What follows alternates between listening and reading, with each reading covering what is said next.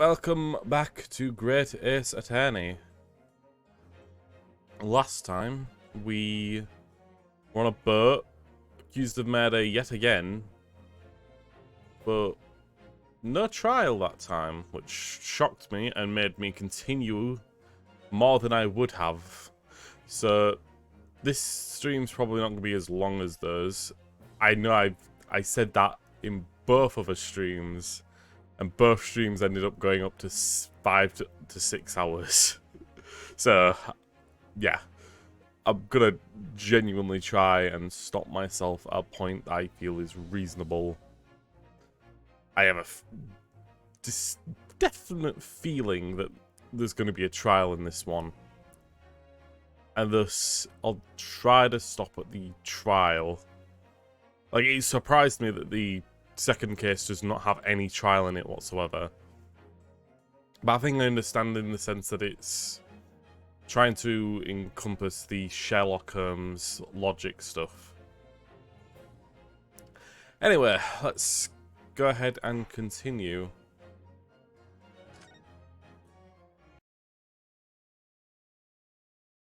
We are going to be in London, which it looks like the murder is going to be around a runaway room, so a moving wagon. Glancing over my records of the late last century, I am faced by the events of a certain bitter winter.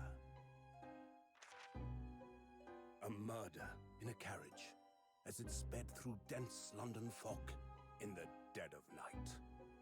Ooh. Though the victim and the perpetrator were the only ones inside, there were multiple witnesses to the crime itself. However, none could have imagined at the time that such a seemingly obvious case as this would end in such a horrendous manner. My friend, Mr. Herlock Sholmes, once said of the incident, "I believe that perhaps that case was indeed the prelude. The beginning of a long concerto that impressive Japanese student and I were to play together." Oh.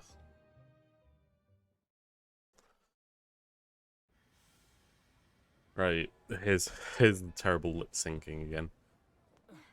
Also, sorry for being a little late to this stream. Is this really just a railway station? God, it's like not only badly lip synced, but also very over the top British for Japanese people. These are it's just weird. Although I suppose it makes sense to give him a much more distinctively different voice to write, while also like having some slight like inclination to him.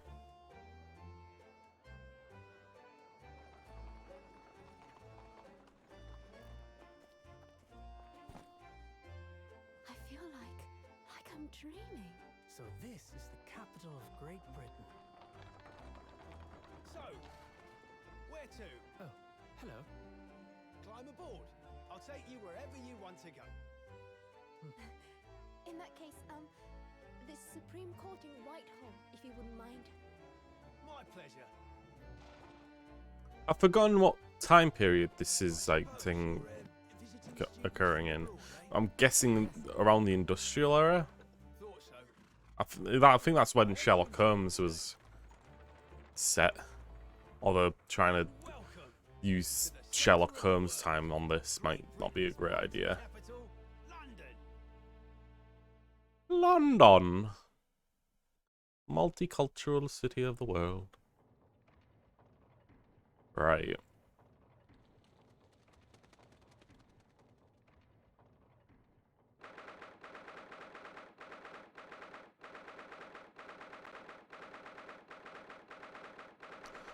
Lord Chief Justice's office. British Supreme Court. Okay.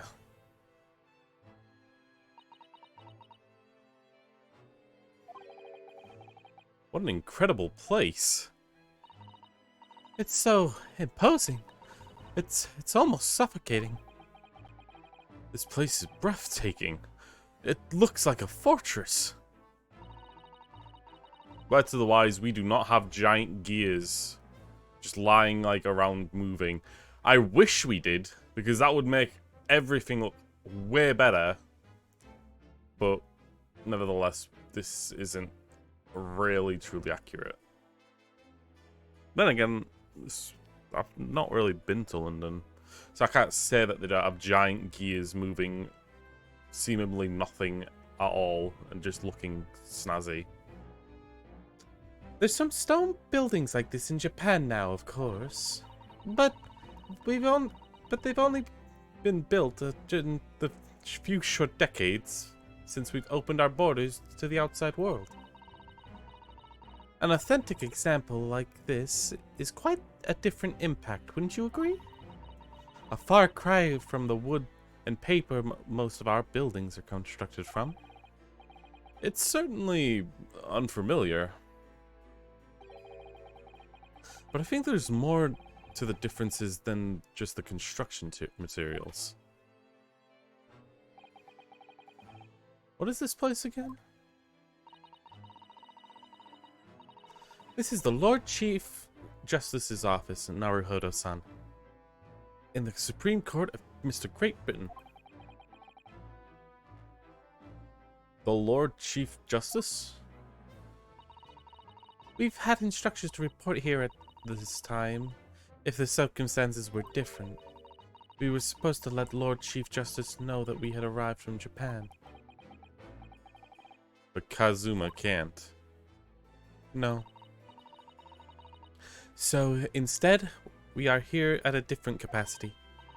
As envoys to report the news of Kazuma-sama's death. Yes. And having delivered his or her message, an envoy's duty is done. So we'd have to return to Japan. If we want to remain here in Great Britain, I have to take Kazuma's place as a law student selected for the study tour. Yes, which means you need the requisite qualifications as a lawyer. Which is what I've been studying for. Here in Great Britain, it is the Lord Justice Chief who appoints lawyers. So that's the second reason why we're here, to have you officially recognized as a lawyer. It's the only way we'll be able to remain here in London. I hope I'm up to scratch. Ah, good morning. Sorry for keeping you. Whoa! Hello, dude. Jesus, that's actually a really cool design. He's got is that the facial hair of Zach Gramarye, maybe? Or no, not Zach Gramarye, but the father of the Gramaryes, the Magnificus, maybe? Anyway, that's like the instant like hair gives me the kind of spadey look to it. But yeah, no, I love this design. It's actually really cool. What voice should I give him there? Should it be deep posh? I trust that you are not too exhausted after your long voyage from Japan. It seems I'm 1 hour, 12 minutes, and 47 seconds late. My apologies. Oh, no, don't mention it. We're never happier. We're never happier than when we're standing around with nothing much to do. How fortunate. So, introductions. I am Male Strongheart. Wow. Lord Chief Justice of the British Empire. I hope this guy doesn't just turn out to be a villain. I feel like I'm like a little mouse under an elephant's foot. Come on, Mr. Naruhodo. Don't be a mouse. Oh, it's an honor to meet you, Lord Chief Justice Strongheart. I'm Ryunosuke Naruhodo from the Empire of Japan. Well, Mr. Naruhodo, Welcome to London, the capital of a glorious British Empire. Ah, yes, thank you. Whew.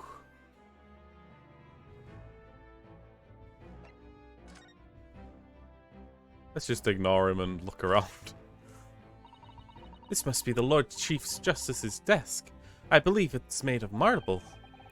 It looks more like an over-the-top tombstone that's toppled over to me. I think that's your fanciful imagination at work again, Mr. Naruhodo. I feel like everything that's normally made of wood and paper at home. It feels like everything that's normally made of wood and paper at home is made of brick and stone here. I know, and that's why this place feels so overbearing, I'm sure. Look at these menacing metal giants facing each other from across the room.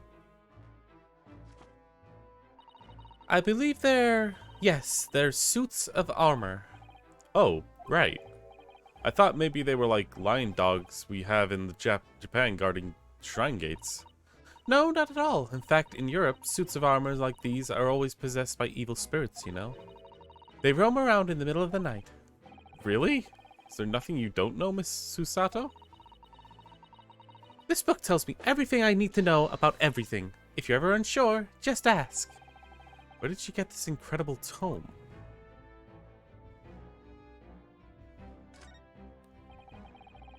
Look at all the naughty books packed together on these shelves. They go from the floor to the ceiling. And they're all books that you couldn't hope to come by in Japan. It's like a dream. Yes, a very bad dream. They're not all about British law, either. There's books about the judicial system and other Western nations. France, Germany, Spain, Holland. What about Russia? Why do you ask? I was wondering about asking the Lord Chief Justice how to say wardrobe in Russian. What do you think? I think perhaps it's a thought best left abandoned. Yeah, probably not good to make jokes about your friend's death. Is this some kind of clock? Actually, I think we might be inside some sort of giant clock. But those gears are larger than anything you'd find on a steam locomotive even. It's eerie. Do you think these clocks have some sort of hobby of his, or some sort of hobby of his? The Lord Chief Justice, I mean. Well, boys do enjoy fiddling around with machines, don't they? I'm not sure if you could fiddle around with cogs of that size. And I'm certain you wouldn't call him a boy. Still, it's a little amazing how little noise those cogs make, considering how large they are. It's actually something quite soothing about their precise rhythm. It's true. I think that's everything. Yeah. Again.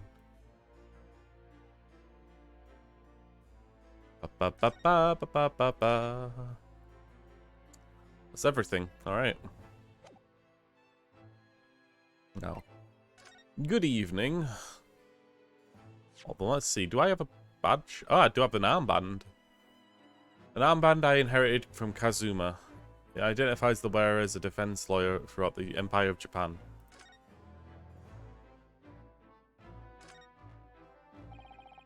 These are the scales of justice. They're a symbol of defense, aren't they?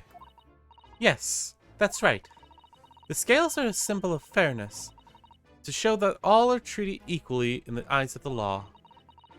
Unless you're a woman, or another person of race. Yeah, well, back then in those times, remember. And they're a warning to those who enter the courtroom without an impartial mind. But if they're a mark of defense, wouldn't it be more auspicious if they were weighing more heavily on the not guilty side? I think. Very impartial, I'm sure.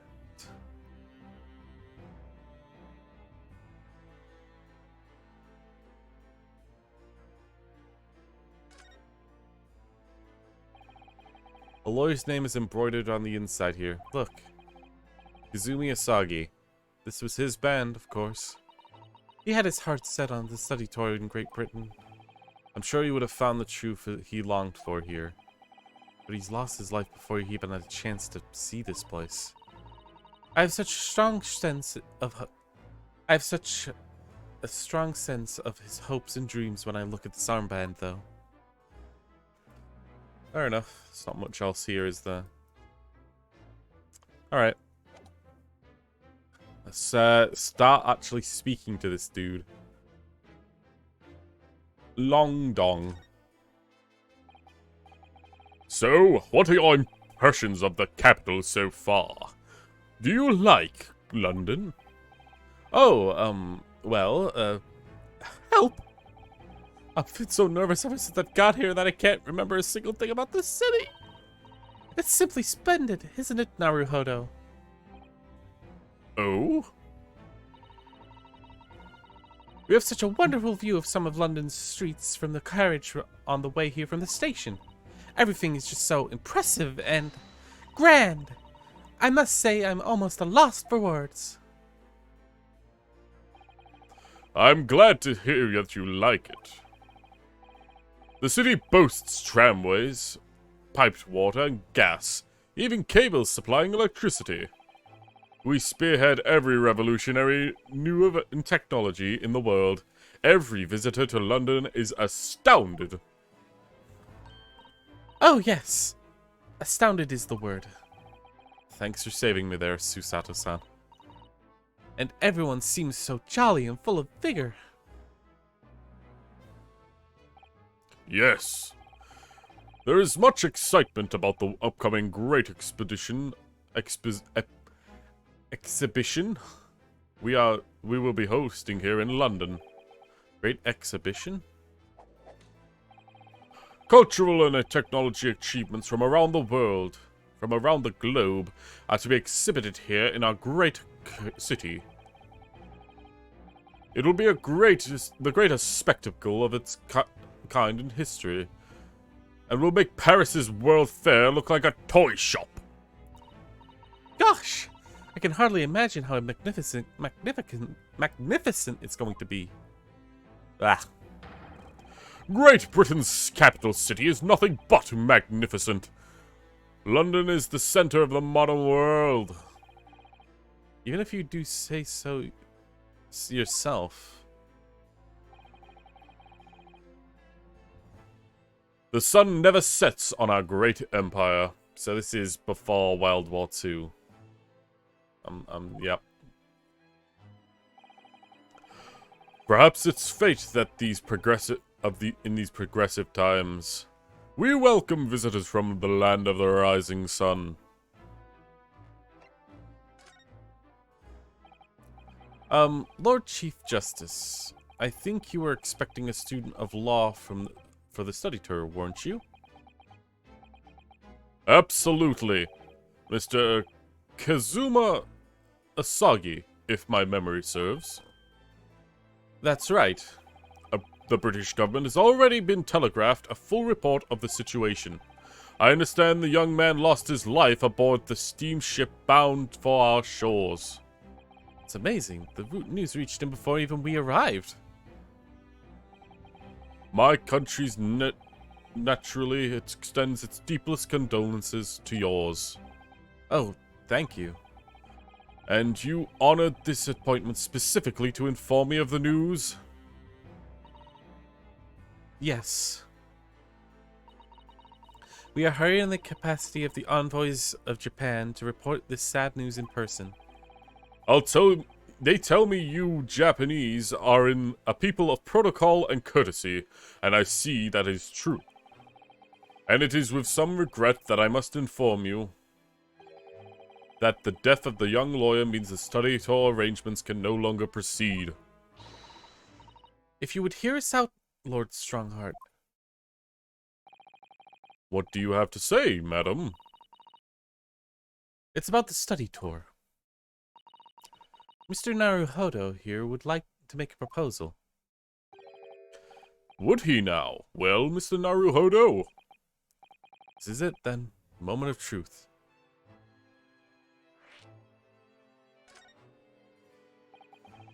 The thing is, Lord Justice, Lord Strongheart, I was wondering if perhaps you would allow me would consider allowing the study tour to go ahead. Don't misunderstand me. Britain would ideally like to see the tour go ahead. But without a lawyer from your country, there is nothing to be done. Well, in that case. What if there was someone else? Another lawyer from Japan, I mean. Is there someone I don't know? Only a single lawyer was invited to Great Britain from your country. And that was Mr. Asogi. At least, that's what I've been led to understand. Well, the thing is, this isn't going well at all. I just can't seem to find the right words to say to this man. Mr. Naruhodo, I could ruin things here if I'm not careful. What am I gonna say?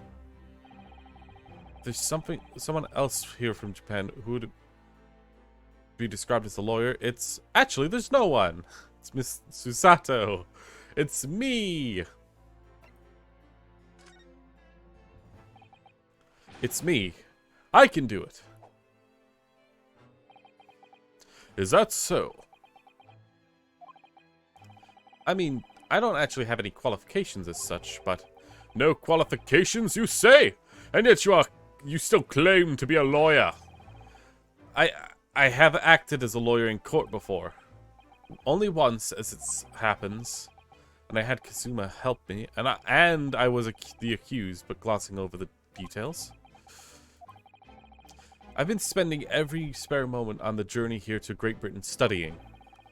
And I've learned all about British law and court proceedings while I was on board the SS Bruya. The voyage from Japan is some 50 days, I believe. Not what you might call a full education. To become a qualified lawyer here in Britain, not only do you need the university degree in law, you must also complete several years of training. I realize it's far too short a period of time, but I can't just go back to Japan. Kazuma, Mr. Asagi's journey had only just begun. Coming here on the study tour was all he thought about. I have to carry on and do everything he planned out to do. I know it sounds like I've an overly inflated opinion of myself, but I would do anything to prove that I have what it takes. Any test you care to set me. Just one chance, that's all I'm asking for. Please. 31 seconds. Sorry? Your opening statements then, Mr. Naruhodo. It was 31 seconds long. Not too brief, not too protracted. A perfectly judged appeal, I would say. Which is a skill that would stand you in good stead as a lawyer. Oh, thanks. So, you're willing to put those words to trial, aren't you? Well, I'm all for entertainment. Huh? But let me ask you one thing first, sir. Yes? You say you intend to do everything Mr. Asogi planned, do you? Are you firmly set on that path? Well, yes, that's my intention. I see. Am I imagining things? Or did his expression alter a fraction there all of a sudden? Very well. You have your wish. I'll give you a chance. A test to become a specially certified lawyer. Whether you pass or fail is entirely down to you. Really? What's the test? So, what form will the test take exactly? Tell me, Mr. Naruhodo, what do you consider the role of a lawyer to be? Well, defending people, of course. Well said. So, let's have you defend someone. Huh? Your timing is perfect, in fact. There is an apt trial about to begin later today. No advocate has been appointed for defenses yet, so this will be welcome news. Today? Straight away? If you manage to secure a verdict of not guilty, you'll have passed my test. What could be simpler? How do I get myself into these situations? Well, could I ask what sort of trial it is? Is it, Lord Strongheart? Yes, good question. I remember. It's a murder trial. Murder? An extremely simple case, I understand. You can't really lose. You really can't lose. That's easy to say. But I should mention, just in case, if the defendant is found guilty, he will, of course, be sentenced to capital punishment. Capital punishment? He'll be put to death? Here in Great Britain, murderers are sent to the gallows without exception. Presumably, you've read as much in your short C-based introduction to British law. We can't possibly agree to such a test. We would be toying with a man's life.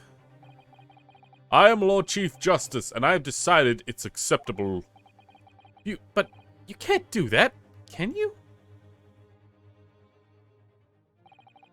There's no need to overcomplicate this. All you have to do is ensure that you don't lose. So the defendant may live or die depending on how well I perform in court? If I lose, he'll be hanged? Mr. Naruhodo, you come claiming to be a lawyer. If you want me to take you seriously, you need to prove that you're willing to do a lawyer's job. And you you say you intend to see through the will of your compatriot, Mr. Asogi. I would like to understand just how far you're willing to go in order to make that happen. He's testing my resolve.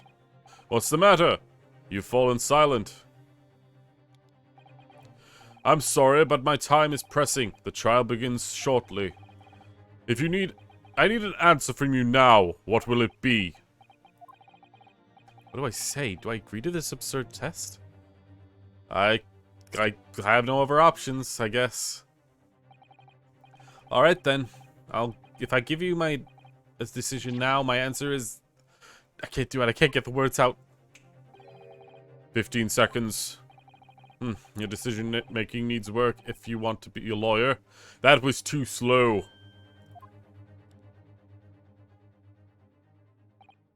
So, it's as I expected, is it? Suspected, is it? Sorry? You have noble intentions, but lack resolve to see them through. The test is cancelled. Thank you for stopping by. Go and acquire a ticket back to a passage back to the east tomorrow. This conversation is over. Yes, Lord Strongheart. Thank you for offering me a chance. Mr. Naruhodo. I'm sorry, Mr. Sato, but what can I do? It's alright, I understand. You do? It's not an easy decision to choose whether to defend a man in these circumstances, but resolve has absolutely nothing to do with it. What are you trying to say, madam? I think what Miss Susato means is that no matter how badly I like to be recognized as a lawyer and stay here in Great Britain, to risk another man's life by treating his one and only chance at trial so trivially would be utterly unforgivable, and I feel exactly the same way. I'm sure the defendant won't see this trial as a test, and as some kind of experiment.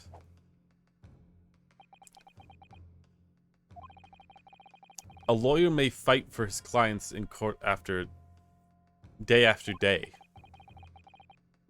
but each one of those clients, the particular day they stand in the dock, may be the only chance they have to fight and prove their innocence.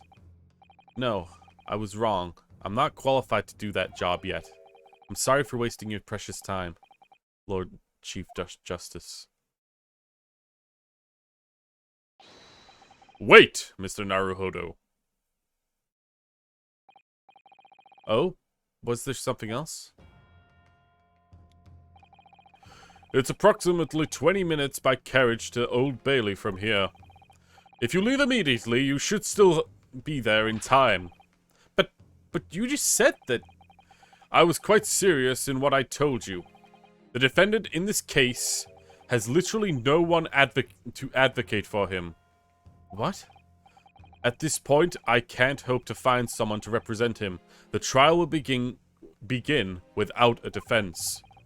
If that happens, there will only be one possible outcome.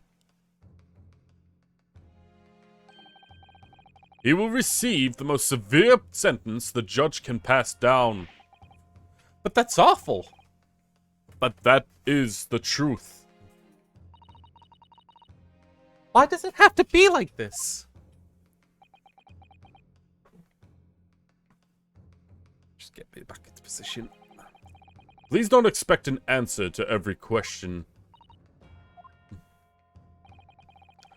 The cold hard truth of the matter is that there is only one person now who with a chance to save this man from a very miserable end. And that is you. I'm really his only hope? So, what do you have to say now, madam? Me? What do you mean, Lord Strongheart? You said it wasn't an easy decision to choose whether to defend a man in these circumstances, and I agree. But in my estimation, it is purely and simply a matter of resolve. Oh. Our time is up here. I have a meeting to attend.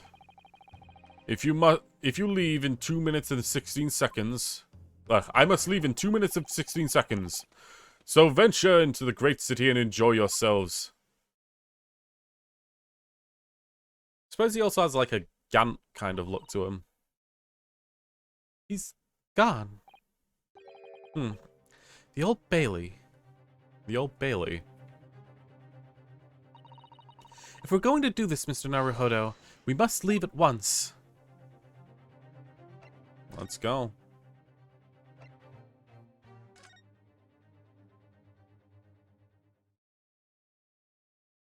Ah, we got bobbies. Oh, God. We still have these hats, by the way, these police hats. They still show up, which is what I love. The Old Bailey Defendant's Antechamber. Oh, thank goodness, we're here in time. There's still 15 minutes until the trial begins. Wow, so we're heading straight into trial. I have a feeling it's gonna prolong itself though. Or like, it's gonna suspend proceedings at one point. I've never knew a horse-drawn carriage could go so fast. I thought my teeth were going to rattle loose. Did you hear what the driver said? What I said to the driver when we climbed aboard? Get us to our destination in 5 minutes, driver, and there's a guinea in it for you. It's one of my favorite lines from the Sherlock Holmes stories, and it worked perfectly. I'm not sure why you're so pleased. I thought we were gonna die, and we had to pay gold for the privilege. Well, at least we arrived here before the trial started. Yes, I suppose there's that. Anyway, I don't understand it. The court clerk said the defendant should be here, but there's no sign of him at all.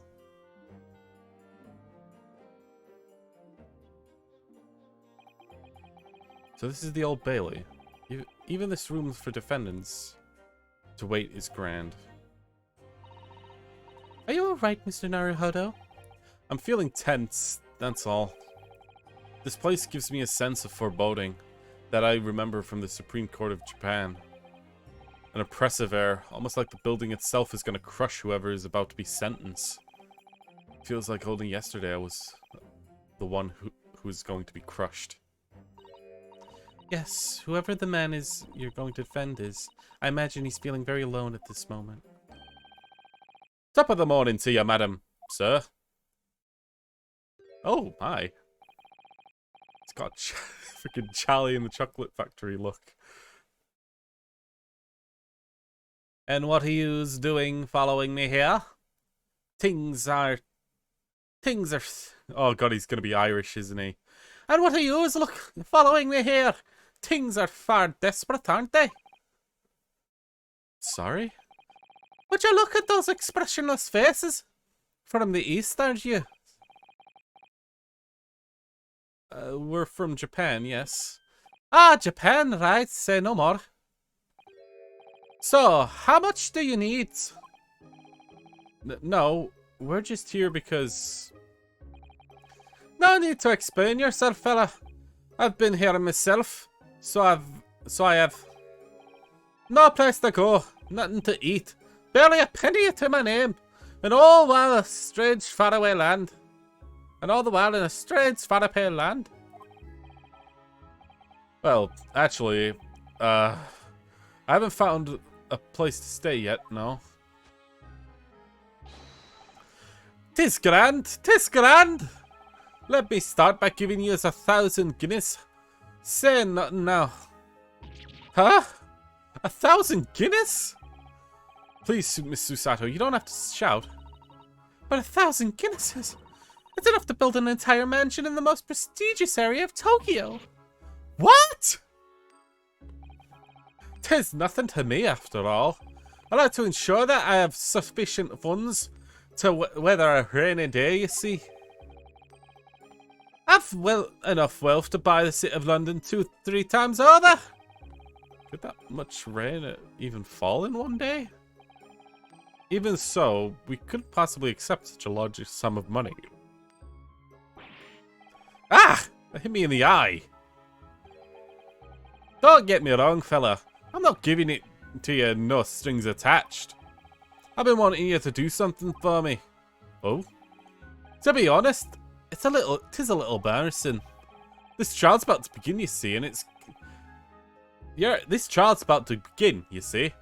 It's good for me. It's for me good self here. I'll be at the dock.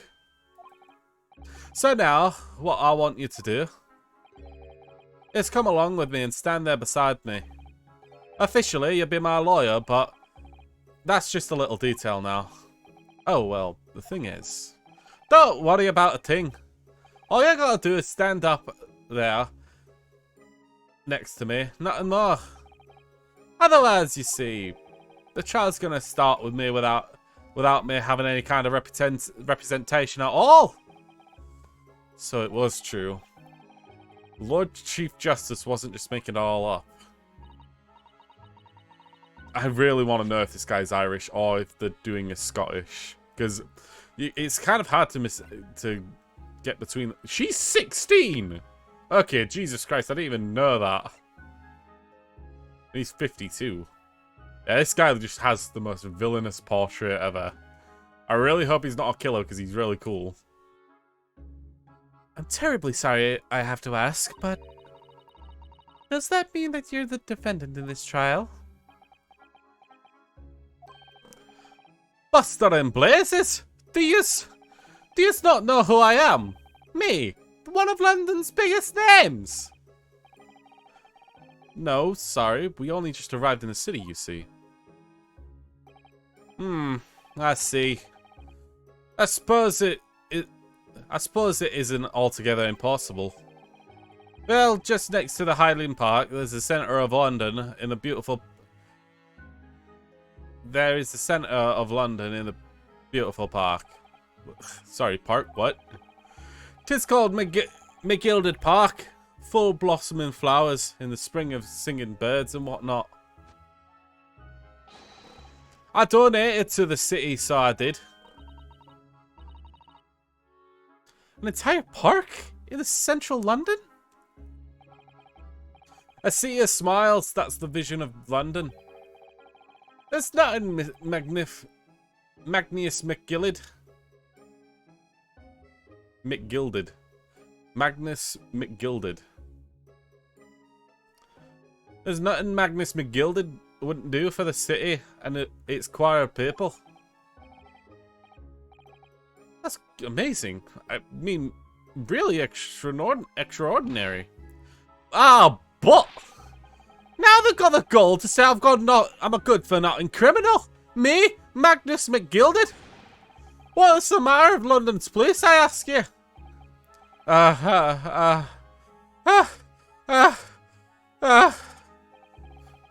Alright, don't pass out. Mr. Naruhodo? Perhaps now would be a good time to introduce ourselves while the gentleman catches his breath. Good idea. Mr. McGilded, the thing is, we're actually here in London to study British law. We're law students on a study tour to Japan, you see.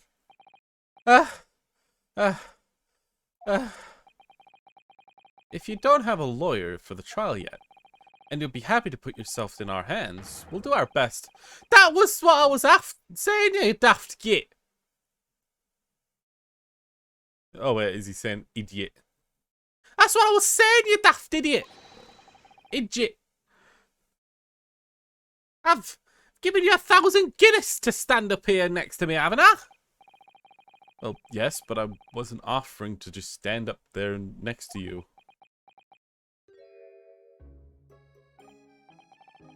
Oh, I think I see what's going on here. Sorry? I know what you're thinking. 'Tis Chancellor of this fella claims to have more money than the Queen. But if that's true, why in blazes can't he hire the finest lawyer in all of England?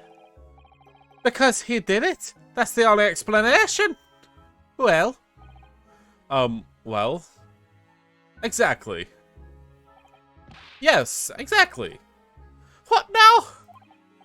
Well, like you said, if you all have all that money, but you don't have anyone to represent you in court, there's no logical conclusions other than you're guilty of the charges.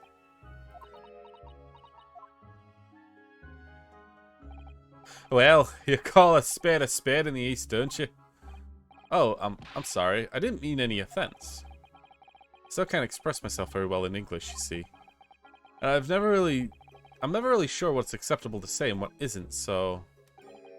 Start so, because you sounded fluent enough when you were telling me about what blackguard I must be. I'm terribly sorry.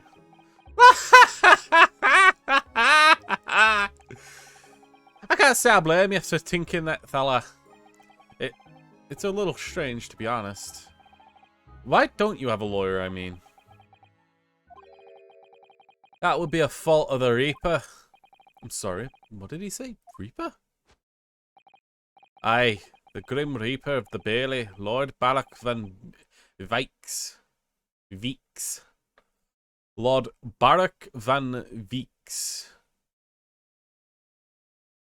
Zeeks. Baron van Zeeks. I don't get the pun. He's a prosecutor. The prosecutor is the Grim Reaper? When Van Zeeks stands at prosecution, they all call accused his sacrificial lambs. And to this day, every single trial in which he's been the prosecutor, the accused has been damned. What? So it's reached the desperate situation where there's no one willing to stand in my defense against the fella at all. You could say that he's the living legend in the Old Bailey. Goodness. Lord Baron Van Zeeks. He must be exceptionally talented prosecutor then. Talented isn't the word you're looking for, ma'am. It's cursed. Cursed? What on earth? The defendant is summoned, and his counsel. The defendant is summoned as his counsel. Please make your way to the courthouse. The trial is about to begin. The counsel? That would be me. Oh, it's his time. Well, fella, don't let me down. But I don't know anything about this case. You haven't told me what happened. Until you showed your face here. I made up my mind, so I had. Sorry? I've decided I decided I had to defend myself in the... How would that have worked? But then you made an appearance. A student of law, wouldn't you know? 'Tis no accident. I have to assure you that. 'Tis fate. So don't get cold feet now, please.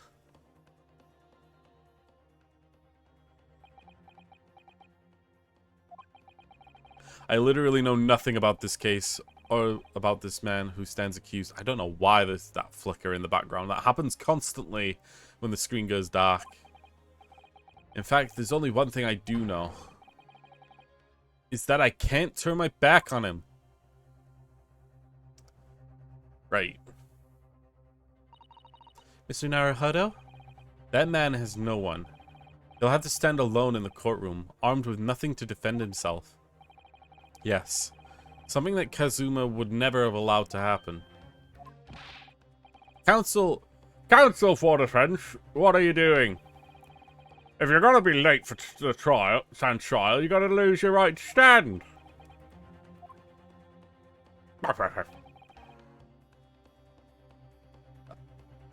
I'll be right there.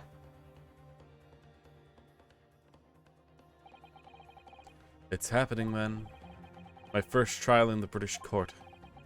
I hope you're watching over me, Kazuma. Because I have no idea how I'm going to manage this. Well, I do like that whole, like, moment was very much a Phoenix Wright kind of moment. This person has no one to defend themselves, and that's the worst situation that someone could be in when it comes to law. I don't know, I just like the comparison connectivity. The Old Bailey courtroom. Yeah, we have the jury! I thought that was... I knew that the jury was in this game, but like I like after seeing the first trial and the second case, I thought maybe it was you know, maybe I was just remembering that the jury ended up in the second game. But here they are. So this is the highest court in Great Britain, the Old Bailey. Centuries of history in this place is palpable, isn't it? It's so different in the Supreme Court of Japan. It feels both imposing and serene at the same time. The atmosphere almost makes words redundant. Whatever the country, determining a person's guilt or innocence is always a solemn affair. May I say something, Mr. Naruhodo? Oh, yes. What? Your eyes look ready to pop out of your head again. I know, but I can't help it. Oh god. Fucking Alucard or Dracula or whatever. There he is. British Judge. In the name of Her Majesty the Queen, I hereby declare this court to be in session. We are here to determine the guilt of the innocence of Mr. Magnus McGilded. I am now call upon the counsels of the prosecution and the defense to declare their willingness to proceed. The prosecution is fully prepared. I don't know if I should go for vampire because it's a bit too goofy for this character. I don't want to suck your bread. I don't want to do that. This must be the Reaper of the Bailey. He really does fully prepare to dispatch his next poor victim to the underworld. Counsel for the defense. You appear to be Eastern. Do you speak English? Huh? Oh, yes, of course. Sorry. But he asked if the defense was ready. I couldn't be further from ready if I tried. Those eyes please me. Nippon Sea. Ease. They shroud your fear, your doubts, your intrepidation. They run wild, clinging to some phantom notion of courage. The quintessential look of a sacrificial lamb. A cold shiver just ran down my spine, all the way to the tips of my toes. I need to hear his objection if I'm gonna, like, change the voice. Now, Mr. McGilded. Yes, my lord? Yes, my lord? You stand accused of murder, the capital offense. You should be sent to the gallows you could be sent to gallows if you sound guilty. Are you quite sure you wish to entrust your defense to this foreigner? I've always said, my lord, 'tis a grand thing to give opportunities to the young. Even if this fella's a student from some little island off to the far east. It's not the British way to ignore the dangers of yourself and to get... Is it not the British way to ignore the dangers of yourself and give those less fortunate a fair chance? I'd like to think that the action's chivalry to do the great British Empire proud.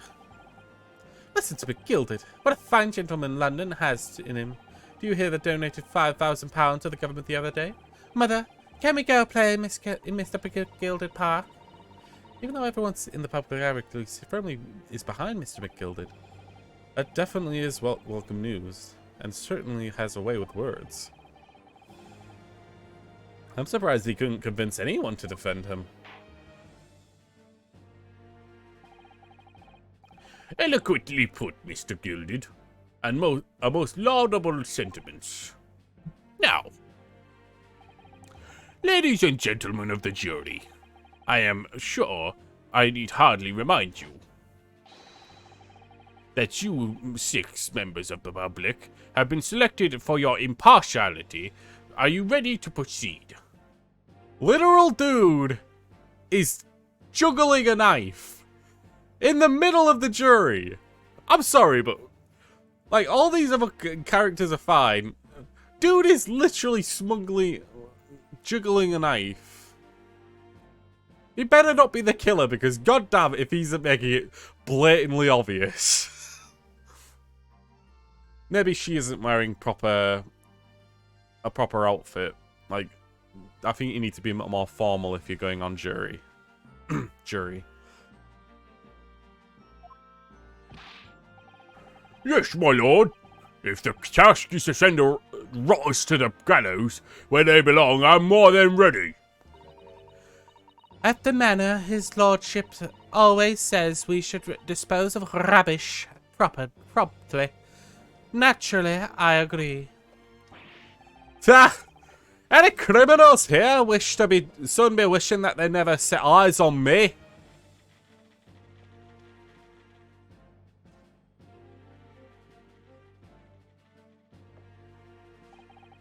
I feel a chill. Oh, don't mind me, my dearest. I'll be getting on with my knitting. Must finish these mitts for my grandson.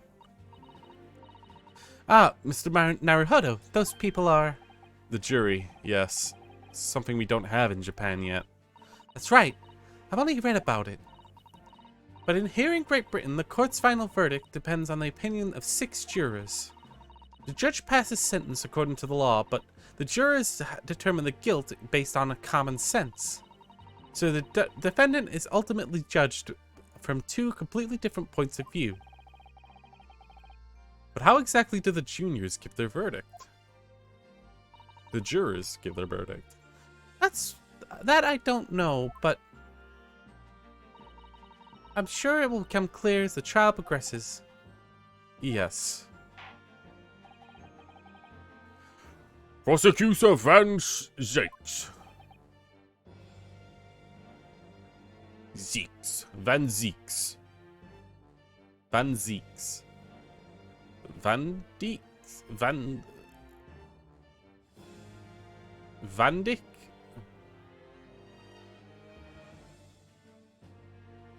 Vandyck? Vandyck? Vandal, maybe? Van Zeeks? My lord. It has been a number of years since we've seen you here in the courtroom. I thought you renounced your fame. I known as the Reaper of the Bailey, my lord. Infamy is rather fame, I would say. But yes, 5 years have passed since I last spread my wings in this capacity. So, what brings you back? Is there some change in circumstance from which the court should be aware?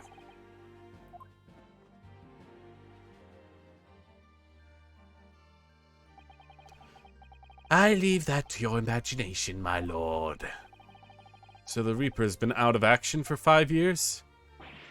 Why does he have to choose today of all days to make a comeback? Don't lose heart, Mr. Naruhodo. As you wish, sir. The court nevertheless welcomes your return. Now then, opening statements, I think. A summary of the case, if you please. Certainly, my lord. As the court lordship is aware, this case is of overwhelming simplicity. We must only be the only ones here who aren't aware. The incident took place in the late evening, 3 days past. The hour was some minutes there after 10. The victim was a maker of the building bricks, known in the community as thrice-fired mason.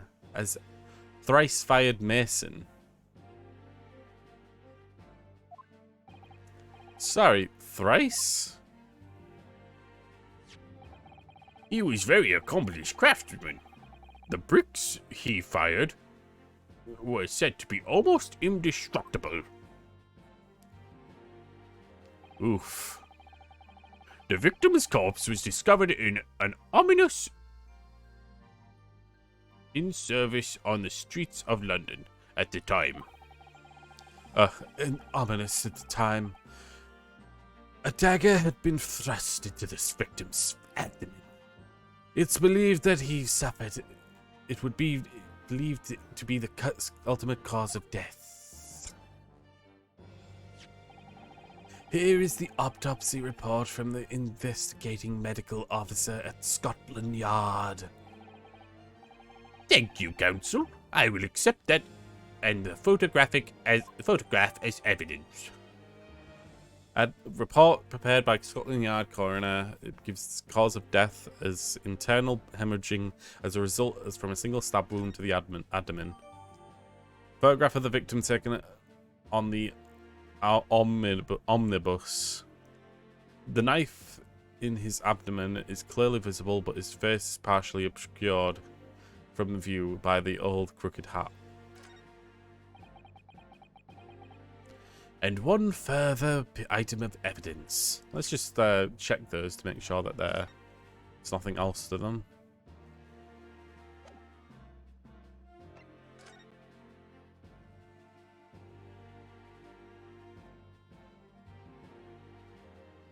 Could be that he's wearing a disguise. It could be someone else that died.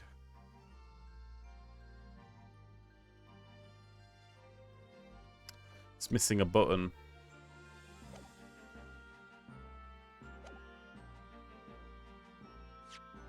Also,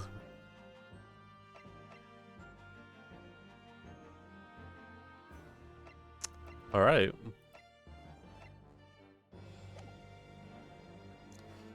And one further item of evidence. The prosecution wishes to submit these as well.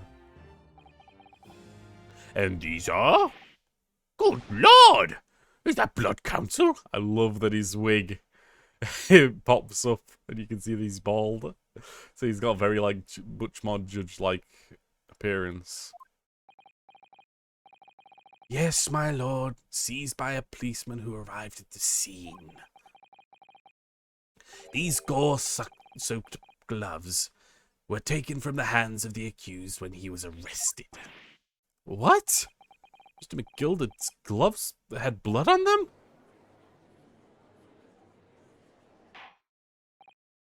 Yes, I will accept these evidences as well. The leather gloves were wearing at the time of the incident with stains on the right glove. How did it get, like, into this? I'm backed in the corner before I've even started. Continuing. According to the driver of the omnibus, there were only 2 passengers traveling inside the vehicle at the time. Only 2? Obviously, one of those passengers was the deceased brickmaker, Mr. Mason. And the other was the accused, Magnus McGilded. Well, rather damning circumstances, to say the least. The defendant, what say you? Well, of course, I have no recollection of the thing. Mr. McGilded. To be sure, I rode the omnibus that evening. But whenever I'm in a carriage, I'm taking it with a fierce tiredness. I always succumb to it. Are you claiming to have been asleep? 'Tis a motion of the carriage, my lord. Lightning, so it is. And when I open my eyes again, 'twas a depressing sight before me. The body of the man I'd never laid eyes upon in my life before. I ask yous, what a good-hearted soul wouldn't rush to help a fella bleeding from the stomach? I wasn't about to go worrying about my gloves now, was I? I reached out to give the man a hand. So the blood got on his gloves then, after the man had been already killed. Unfortunately, that statement of the driver is only the beginning. What? That's not all of it? There were multiple witnesses. To be precise, moment at which the brickmaker was fatally stabbed.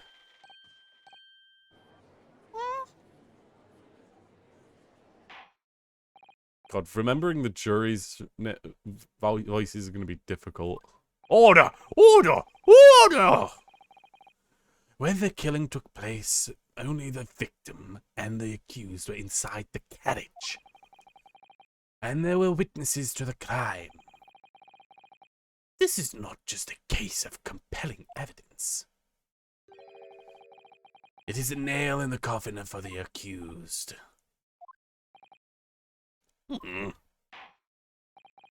Thank you, counsel. The circumstances of the crime has been made quite clear. I think we'll hear from the testimony of these witnesses first of all. Your wish is my command. Bailiff! Bring the witnesses in at once. Oh my.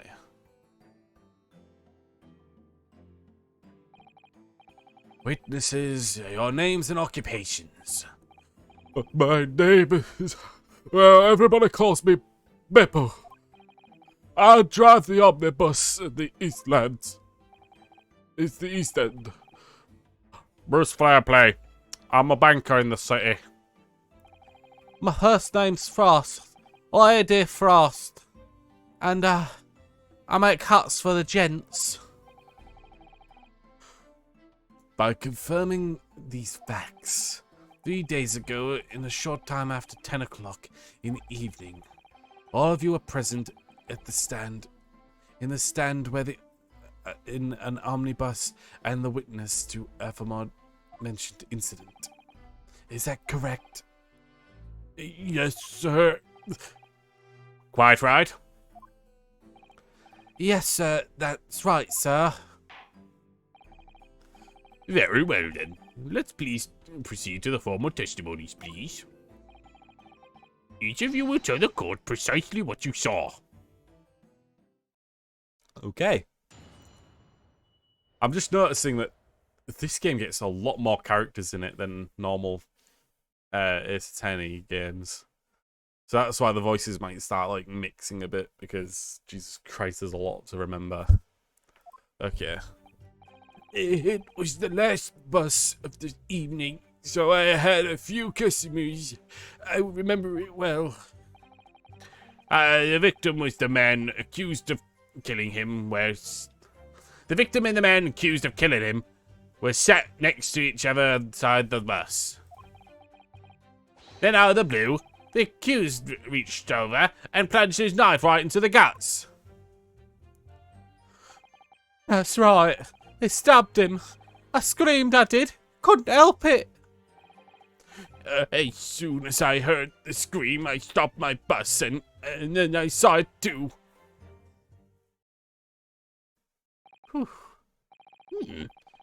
An ambiguous testimony, I must say. Exactly, my lord.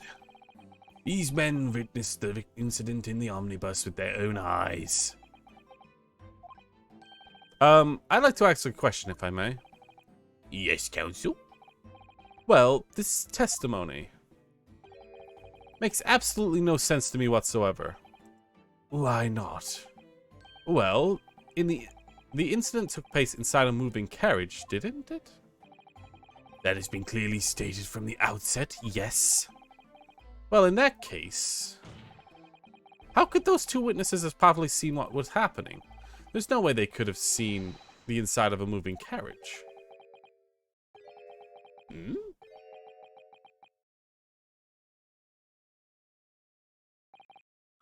How quaint.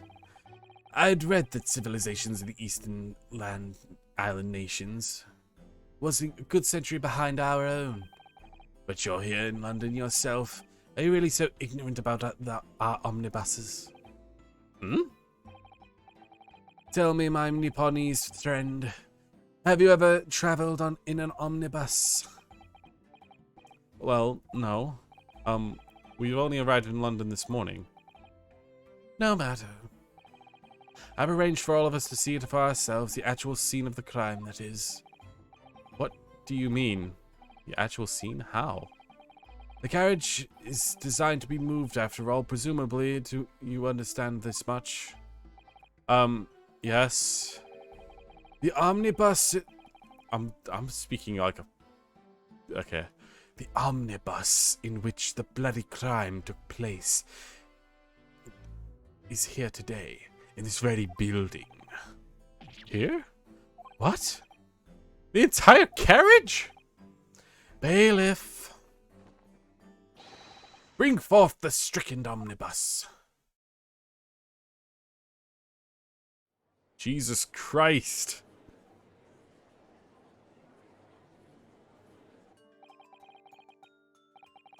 So that's the omnibus. The omnibus. I can't believe they would bring something so enormous here. Great Britain's courtrooms are amazing. As you can see, the omnibus is pulled by 2 horses and can carry up to 8 passengers.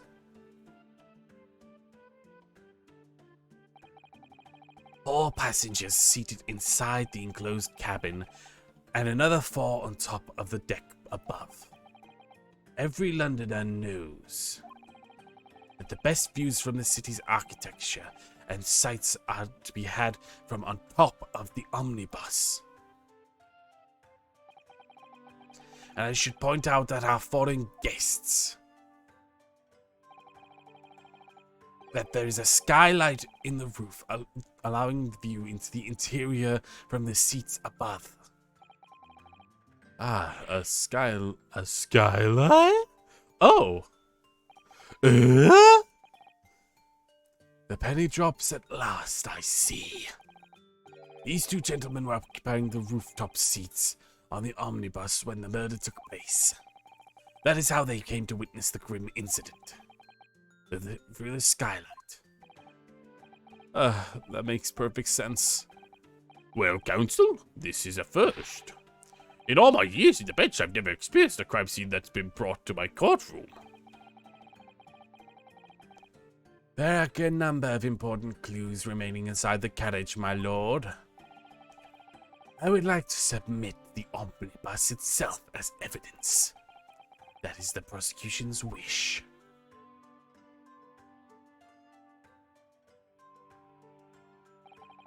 Very well. don't see a reason why not. This omnibus is hereby formally accepted as evidence. The omnibus has been entered into the court record. I can't believe it. The entire crime scene entered as evidence?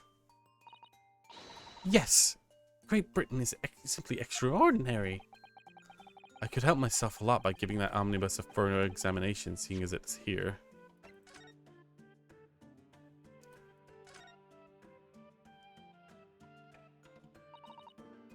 Well, let's open the door and go inside, shall we? Ugh, the scene of a murder. It's horrible. Jesus, this is a lot more interesting than I thought it would be. Holy crap. Ah, that's a post from the Great Expedition that was due to start in 6 months from now. There's a lot of focus being drawn to the Crystal Tower, the centerpiece of the whole exhibition. Ooh, the Crystal Tower. It's under construction already, I believe. People from all over London must be fizzling with excitement at the prospect of such a grand event.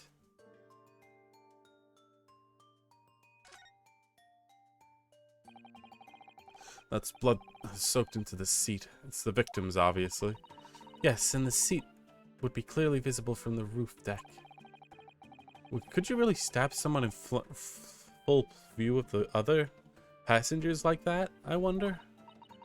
Well, it was after dark.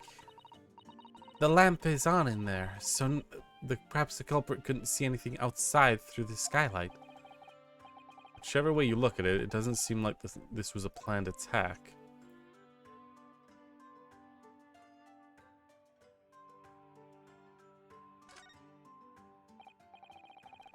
Ah, the poster's there for the Great Exhibition.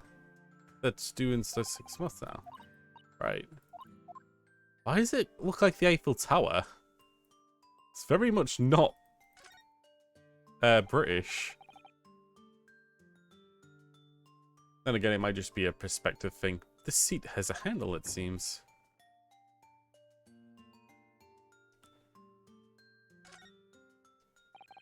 This looks like a sort of equipment that might be needed to keep the omnibus running.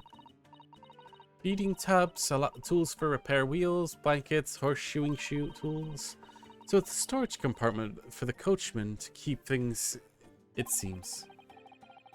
That doesn't seem to be a place for the passengers to stow their luggage, that's for sure. Well, I don't imagine that it'd be very convenient for that purpose anyway.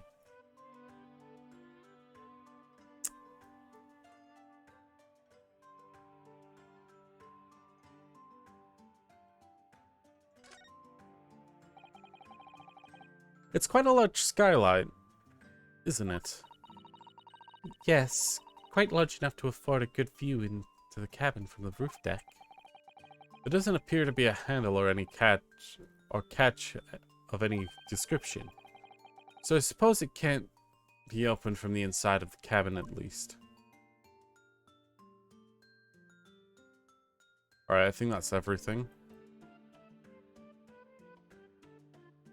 I'm not seeing anything else, so let's look at the outside again. Have you seen enough? Let's step outside then.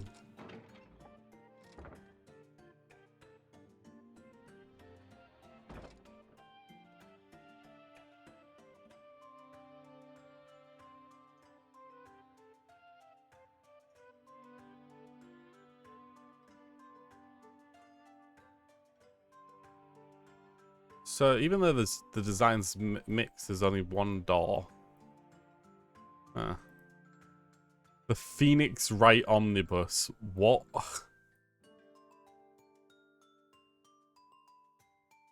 Is that just a reference? Because I don't get it. I mean, I get what it's Phoenix Wright, obviously, right? But like, I don't get why it's on a bus. Even though this isn't really a bus, I guess.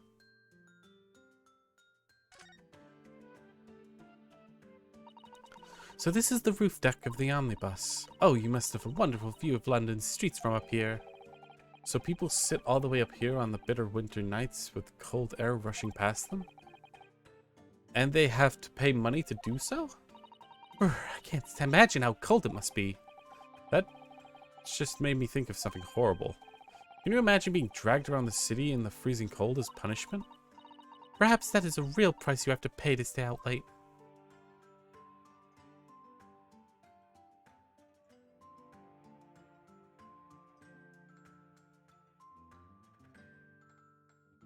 I think that's everything.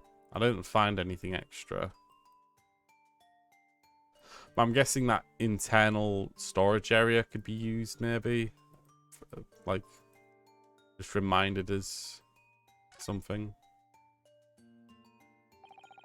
You can certainly see inside the cabin through this opening, that's for sure. Yes, and there's a lamp in the enclosed cabin. So I'm sure the witnesses could have been able to see quite clearly. That's not good for us.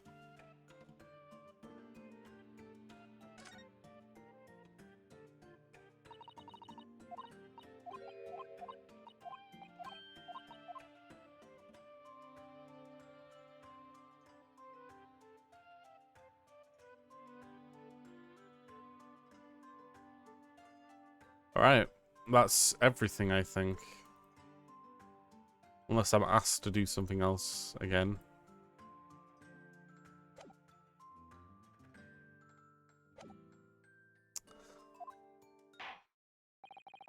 Let us continue with the proceedings then. Your cross-examination, Counsel. Pray, don't expect these Nipponese stray to understand the intricacies of the British cross-examination rights.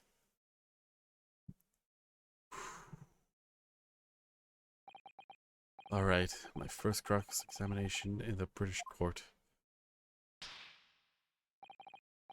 Focus, Ryunosuke. Focus.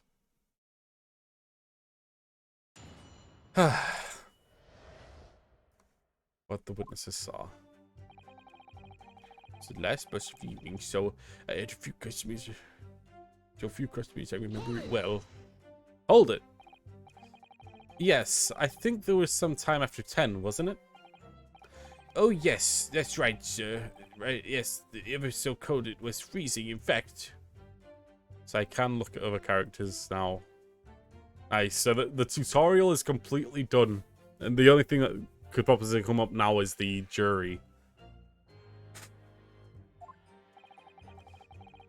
And you had 4 passengers on board at the time? Is that correct? Yes, quite right, sir. Not at all traveling at the same time. Parts of the bus, of course, though, no. And there were no other passengers when this incident took place. No one alert, for example. You are quite right about that, sir. No other passengers like that. No. So nobody fled the scene of the crime, then? I have to say, the boss insists on running. He does every evening. That last bus of the day. But I wonder sometimes if it's altogether worthwhile. Yes, sorry to say. What do you mean by that? Well, what with it happening so cold and everything, and only making 20 pence for the run, you see. Yes, I spend as much at the pub on my way home, just trying to warm up again.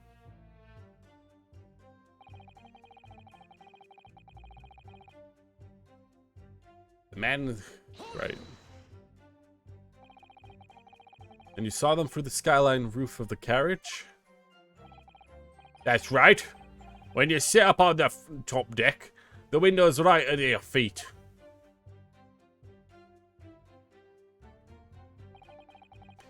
There was a lamp on the inside. I have a pretty good view. The 2 of them were wearing hats, so I couldn't exactly make out their faces. But there was not a shred of doubt in my mind. It was Mr. McGilded. How could you be so sure? He wasn't wearing gloves, was he? Well, how do I put it politely? Mr. McGilded's a gentleman of a rather small stature. I couldn't have mistaken him for anybody else. Let us not forget that the vehicle came to a halt. The only people inside the enclosed cabin were the deceased Mr. Mason and Mr. Gilded. There's no room for doubt here. Ugh, I really wish there was. Then either blew the accuser's reach over to plunge the knife right into his guts. You actually saw the exact moment it happened. Didn't I already testify to that?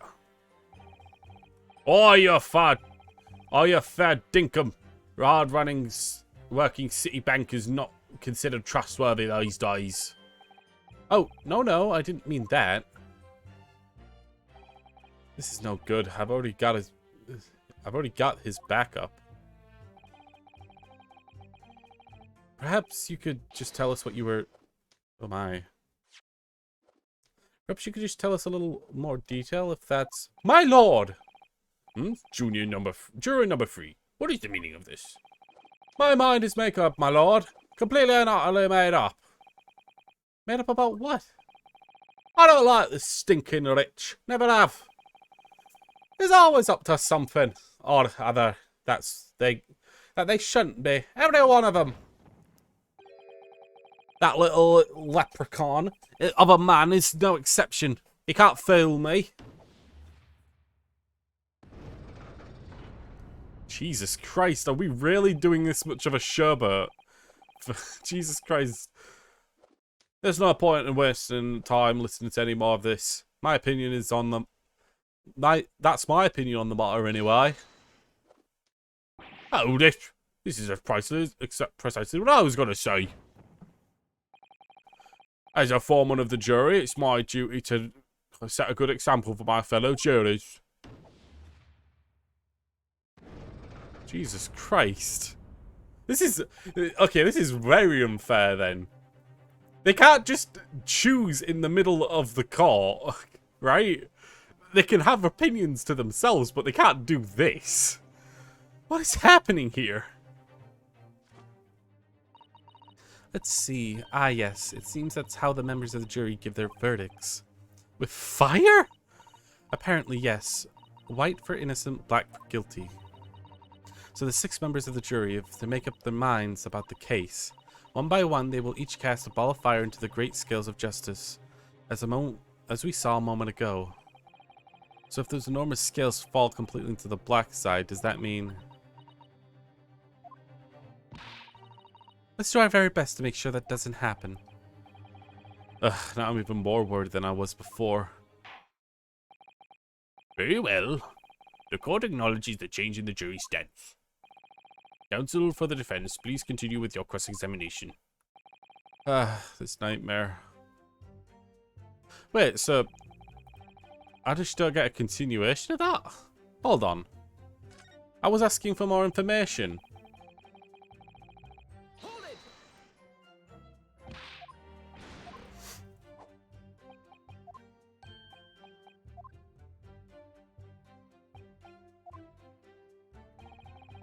Perhaps you could just tell us about what you saw in a little more detail, if you wouldn't mind.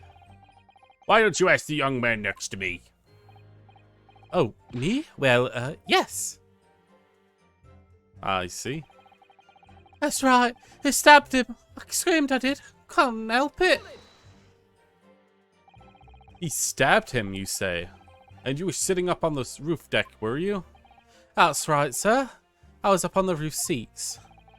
I remember a little gent sitting next to the fellow that was stabbed. I've been thinking about the new hat design, you see, so I was gazing up absent-mindedly around.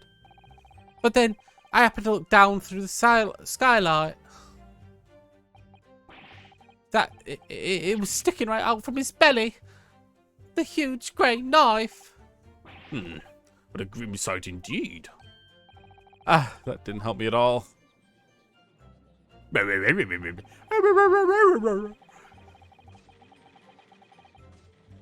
like the jury's even more convinced by the client, what the client did, than they were before. Jesus. It appears that that appears to have made everyone even more dubious that Mr. McGilded was telling the truth. If we only had some evidence to counter the suspicions. Well, my guess would be something to do with the positions. could they see the two looking down if they were sat on the same side of the carriage from above and below? Mr. Frost. Oh, yes, sir? Is this the knife that you saw? Oh, good grief. Yes, that's it. That's the very one. Is that? Yes, Counsel. This is the knife that was driven into the victim's belly like a stake through the heart. It's a blade of considerable size, Counsel. Is it? I think the handle is shorter than the blade, or the handle is longer than the blade. It is. And furthermore, the scabbard is emblazoned prominently with a certain initial, the letter M, which seems oddly familiar. Please no. M for Magnus, or perhaps from Miss McGilded. Possibly. Take your pick. It seems a particular big name in London made a magnificent mistake. But there are M's everywhere. Like, yes. Like in Mason. This blade is far too extravagant for a poor brickmaker to have owned. You are fucking dumb if you think that that's good enough. He was too poor to have it, so he didn't have it. No, this weapon of murder most certainly belongs to the accused. What? Maybe you should prove that. Not conclusive, but certainly compelling, Counsel. My lord, if you'll forgive me the interruption. Jury number 2, go on. Mr. McGilded is a pillar of society and a gentleman. The gentleman's words should be ascrunted. I don't know what that word is. However, those two in the service know we must accept hard truths. Wait, what are you about to do? Dispose of the rubbish!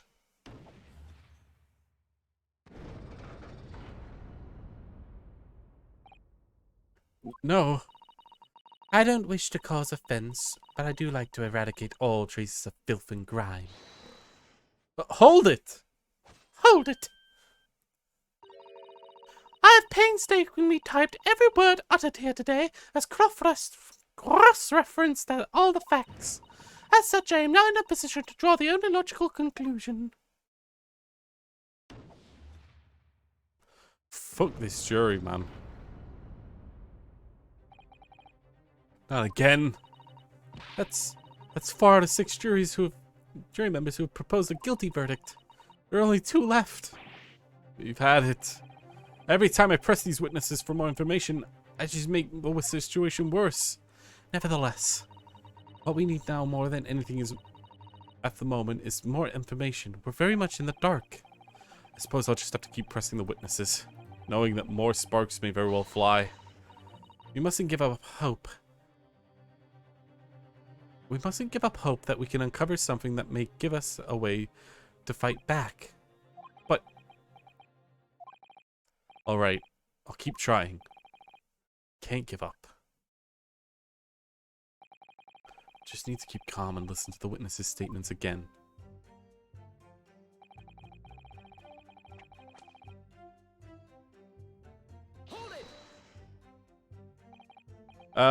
What exactly did you see?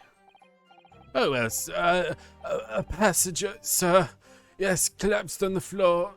He was...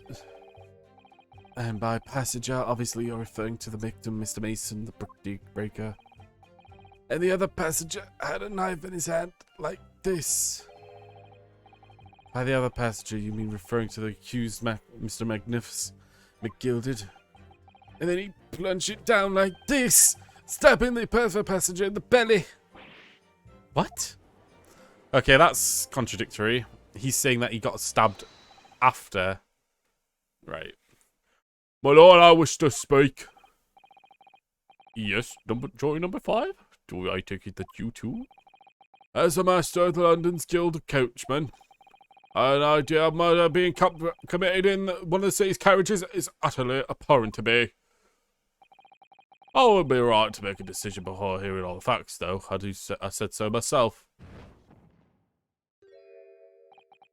But I've heard enough now. The horse has been bolted, as I say. No, wait, just keep an open eye for a little longer. Tune up now, Silver Bays. The finish is in sight.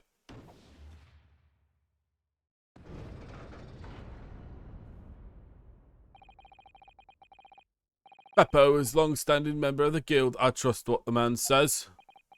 You're not impartial, then. You're not impartial. If you know the witness and you're going to trust his word over anything else, that means you're not impartial. Thank you, too kind, sir. This is too unkind, sir. Which now means that 5 juries agree to condemn this man. Only the old woman is left thinking.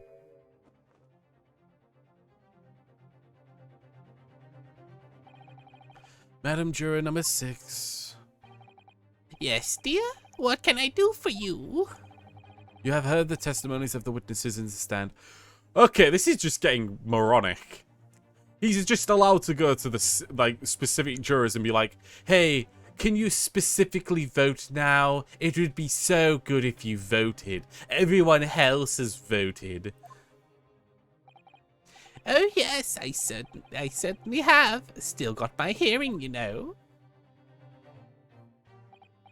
Then pray tell, why have you yet to announce your leaning? Well, dear, the thing is, I'm a creature of habit, me. I always go to the park around this time of day and sit on the nice bench to get on with my knitting. There's a lovely little park near where I live. Mr. McGilded Park, it's called. So you're... I'm sorry, but even though she's like on our side, basically, in that sense, she's still not impartial. The gentleman donated it to the city, you know, to put a smile on Londoners' faces, he said. Well, I suppose maybe she... Okay, maybe she's just taking the character into consideration. I can't imagine a fine young gentleman would have it in him to take another man's life. So he's doing wonderful things for the city. That's right. A man like him wouldn't stand anyone, surely. Mother, can we go to McGilded Public Library later to borrow my books? How many Londoners live with their heads in the clouds? Do you people not know? What kind of man Magnus McGilded really is? What kind of man is he? A philanthropist. Oh my god, why can't I say this word? A philanthropist. A philanthropist. Magnus McGilded has enough wealth to purchase the entire city he claims to value so highly. But where did all that wealth come from? Your client is a Shylock, sir, and one with the very darkest of souls. What? What stones of crows? McGilded lends money at extraordinate rates of interest, so his victims have no hopes of repaying him. When they default, he takes possession of everything they own. He's a vulture that preys on the weak. I've never heard of such a mention of that before. Your faculties haven't deserted you, I'm sure, madam. So has this thought not crossed your mind? Would a man wealthy enough to buy London suddenly not have a carriage of his own? What possible reason could this man have had to make use of a public omnibus service? You're not saying that the victim, a poor brickmaker, next to nothing to his name save considerable financial liability. I have to come to no surprise that his creditor was the accused Magnificus McGilded. But I let it be known that on the very day Mr. Mason was killed was the final repayment date for his debts. Good gracious! The brickmaker was a destitute. He had lost his house and he had not a shilling to it which he could repay his debts. In the end, the pitiful soul had the very last thing he owned taken from him, his life. That makes no fucking sense, dude. What value does taking someone's life give to him? Exactly, like what? What? By the merciless philanthropist, pretender, Magnus McGilded. I don't believe it. If I might add something briefly, Miss Susano. You claim that the victim lent money by Mr. McGilded. But where's the evidence to support your claim?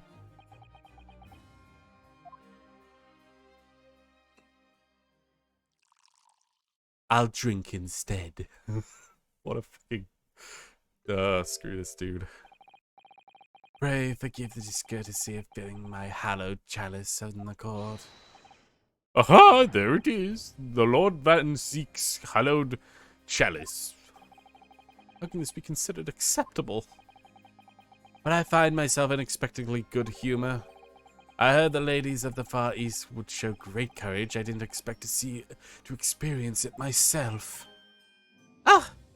As judicial assistant to the defense, I am simply doing my job. What a pity to display your courage is in vain. Here's the debt collector's ledger, for which details of all Monty's loaned by the accused. You'll find the victim's name clearly recorded inside. Oh. Allow me to present this ledger as evidence. And pray forgive the discourtesy of raising my chalice and toast the enigmatic East at the same time.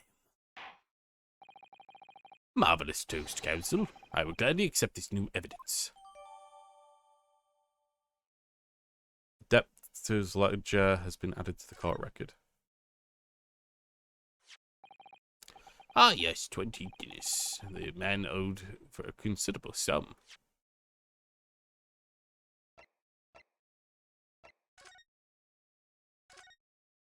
Let's see what we're working with here. Oh dear, do you really think we ought to look inside? Well, it's not as though we have any London's gentry personally, is it? Apart from our great detective friend, perhaps? Actually, I wonder.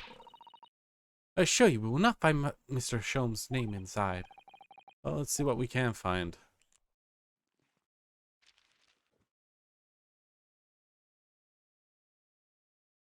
Seeing if there's any blood or anything on the back. Gosh, it's crammed full of gentlemen's names, isn't it? Well, I suppose they're probably not all gentlemen, are they? After all, not everyone in this country is well off. Ah, goodness! What is it? Look at this. Do you see this name here? Bruce Fairplay? Should that mean something to me? It does sound strangely familiar, actually. Bruce Fairplay, the witness testifying at this very moment. Oh, yes, of course, the banker. Why would his name be here? Ah, he borrowed 20 Guinness, did he? And look, the repayment date is fast approaching. It's possible that this is just a coincidence, of course, but it could be very useful information. Interesting, so we can destroy the credibility of one of the witnesses.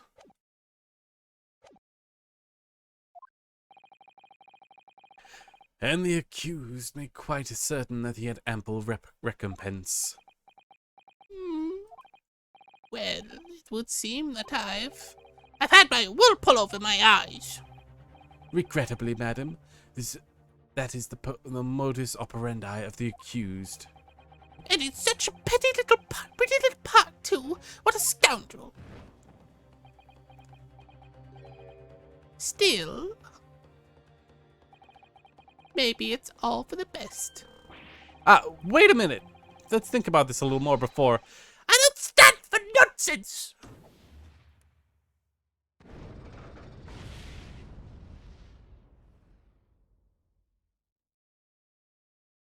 Fuck. Well, that was it. The last juror's decision.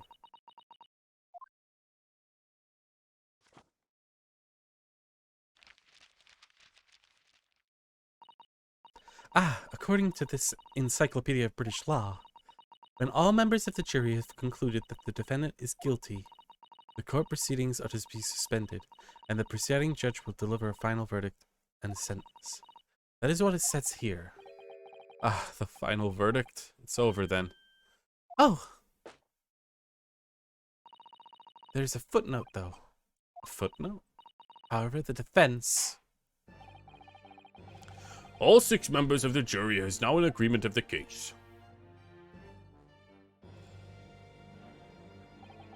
Allow me to convey my respect to your swift and righteous decision.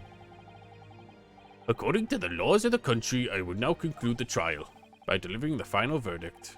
I trust there are no objections? Wah! Miss Susato, just tell me one thing. Oh, yes? You were in the middle of saying something before. The footnote in your Encyclopedia of British Law. However, the defense... What did it say next? Oh, yes, of course. One moment. When all members of the jury have concluded the defendant is guilty, court proceedings are suspended, and the presiding judge will deliver its final verdict and sentence. The footnote says, however, the defense has the right to demand a summation examination of the jurors at the point.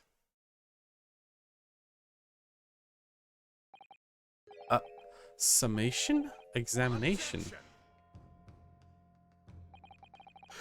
A submission examination from which century that has a tome been resurrected?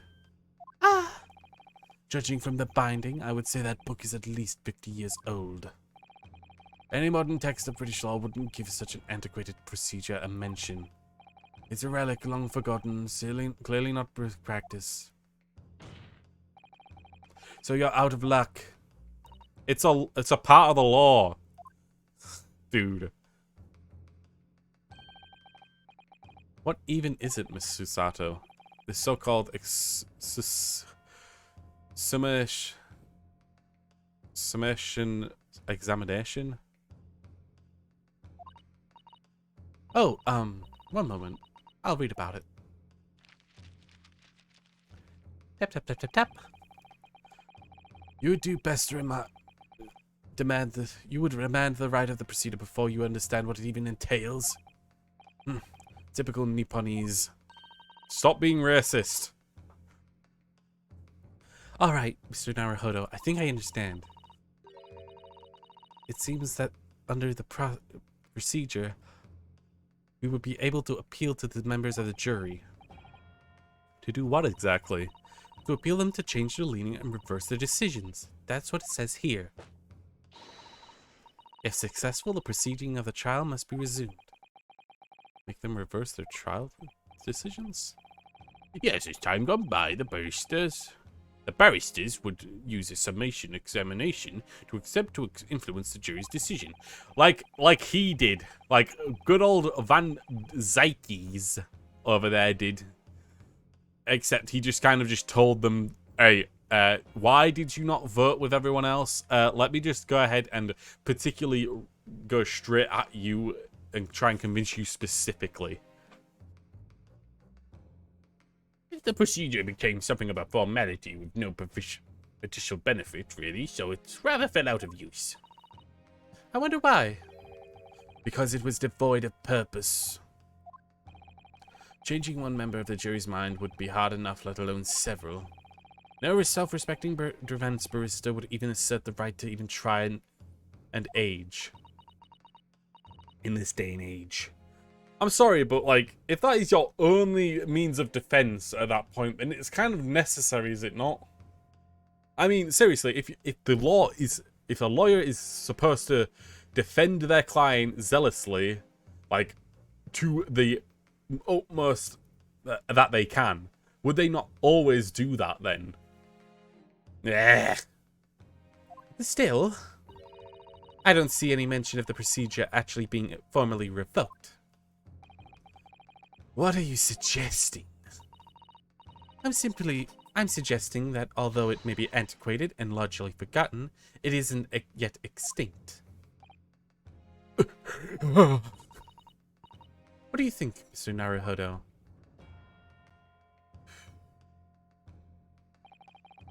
A summation examination. Our last possible option. Do we exert our right to carry it or admit defeat? They give a lot of these. Do you want to actually continue the game, or do you want to just stop? The defense wishes to assert its right to summation examination, my lord. Objection! You can't object, it's part of the law. London is the capital city of the most powerful nation of the earth. We have the duty to the world to exemplify the very highest standards of judicial procedure. Summation examinations are the embarrassment that should remain buried. You're saying that because you're winning. But if it's our right, it's our right.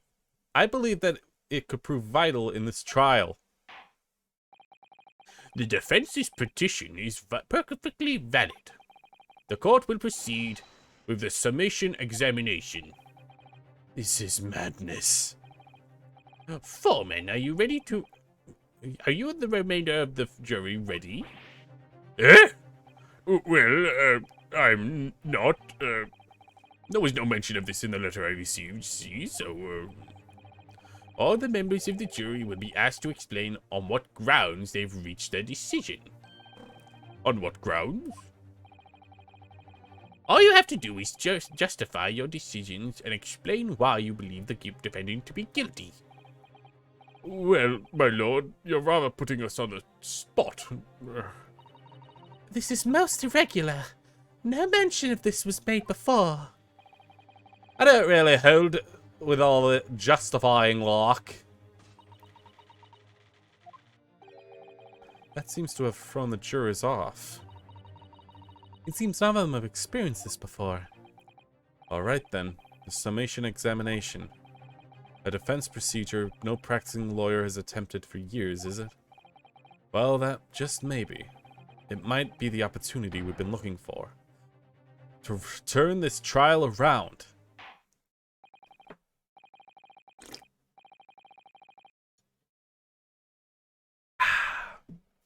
Good old cup of tea. You got a chalice, I got a mug of tea. Like a British person should be. Damn it. You're not British. So be it, then, ladies and gentlemen of the jury.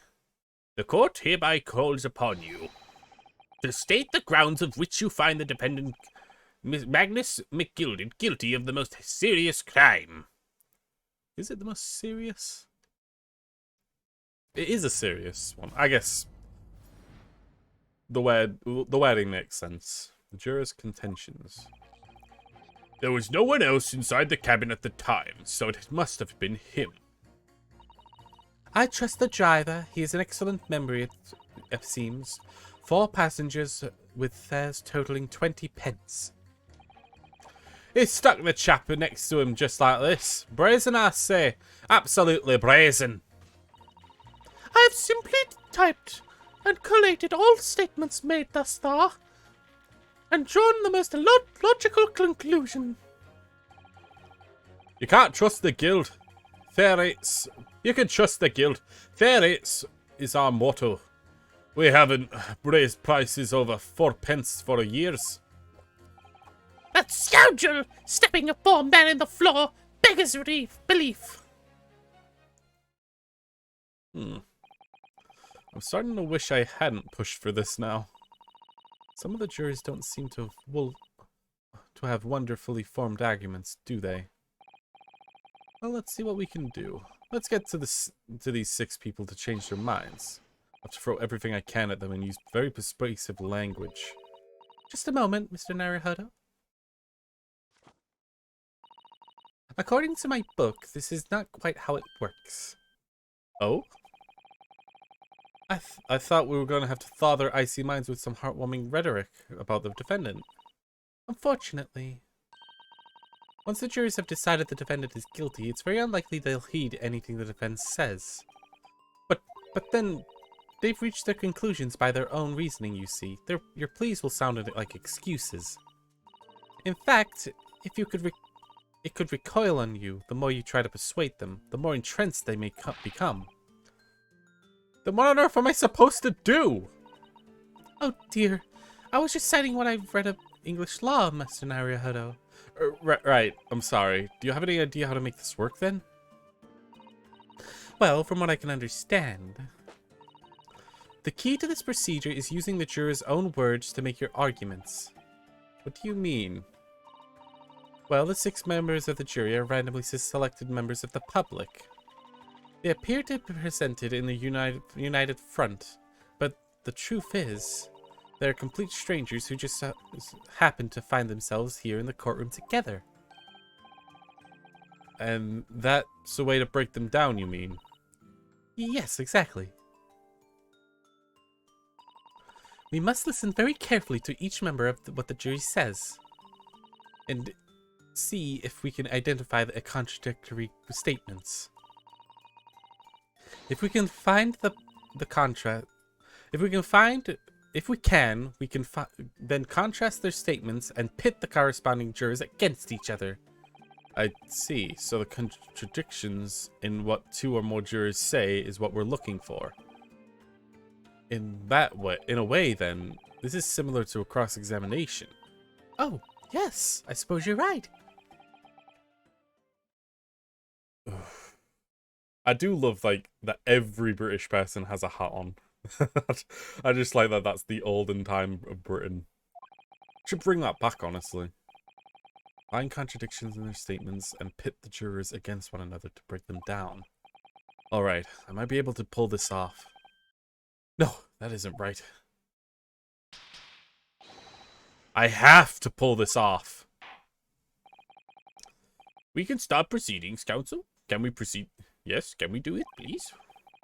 I would like to take the stand for this. I'm expecting a clear, concise rebuttal. Yes, my lord. Ah, so we stand in the front. Nice. Okay, this is actually really cool. The defense's rebuttal. There was no one else inside the carriage at the time, so it must have been him. Let's press everything again. Certainly, the testimonies we've heard suggest that the victim and Mr. McGilda were alone at the carriage. Precisely my point. But, could there have been some other explanation, something we haven't considered yet? Such as? Damn it. Well, perhaps that's something we could all work out together now? Now listen here. Maybe you don't know how things work around here because you're from the foreign climes. What we have here is to form our opinions as individuals, and I have... Ugh. Oh dear, he doesn't appear to be in the mood to consider an alternative point of view, does he? No, I'm gonna have to pit the jurors against one another, like Susano said. Finding the contradictions in 6 people's... Right, I get it. I just want to see, like, what everyone has to say. Because I have a feeling like some of them might have something else to say. He has an excellent memory. 4 passengers with fares totaling 20 pence. That seems like something specific, doesn't it?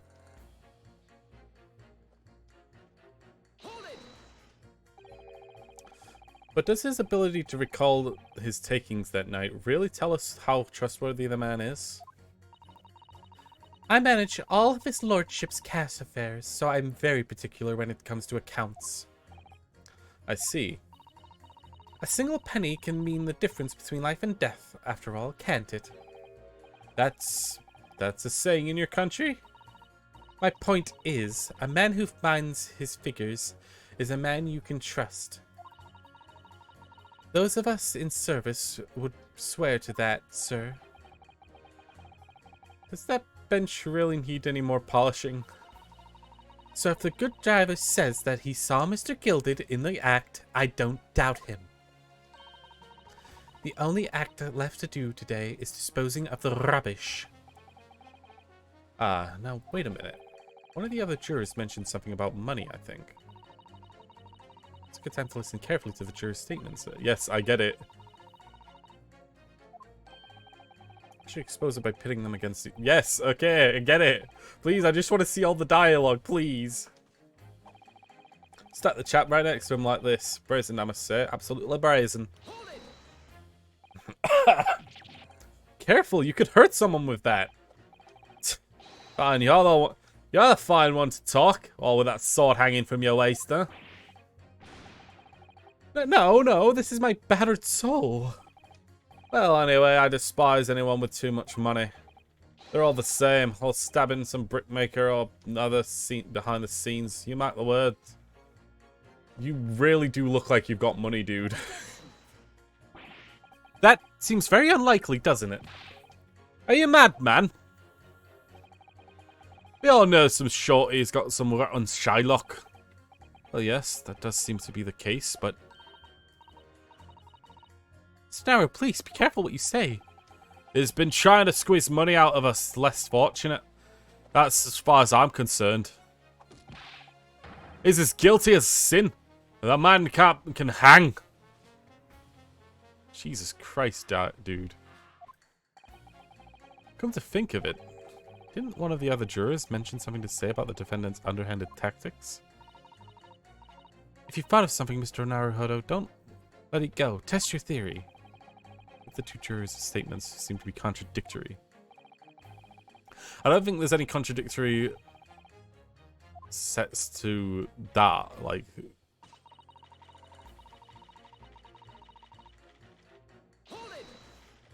explain yourself. What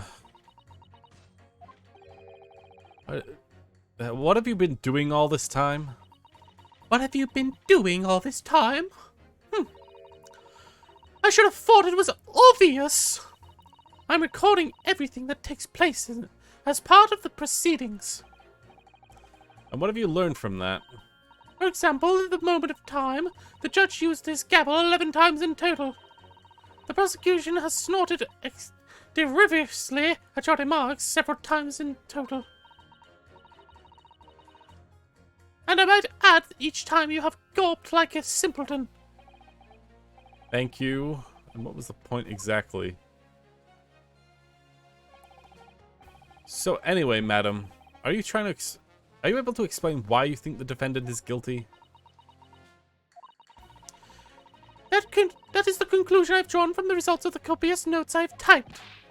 Certainly, but I'm asking you to explain why you've drawn to that conclusion. Please don't distract me. It makes it very difficult extremely hard to concentrate on my note keeping. This is going nowhere.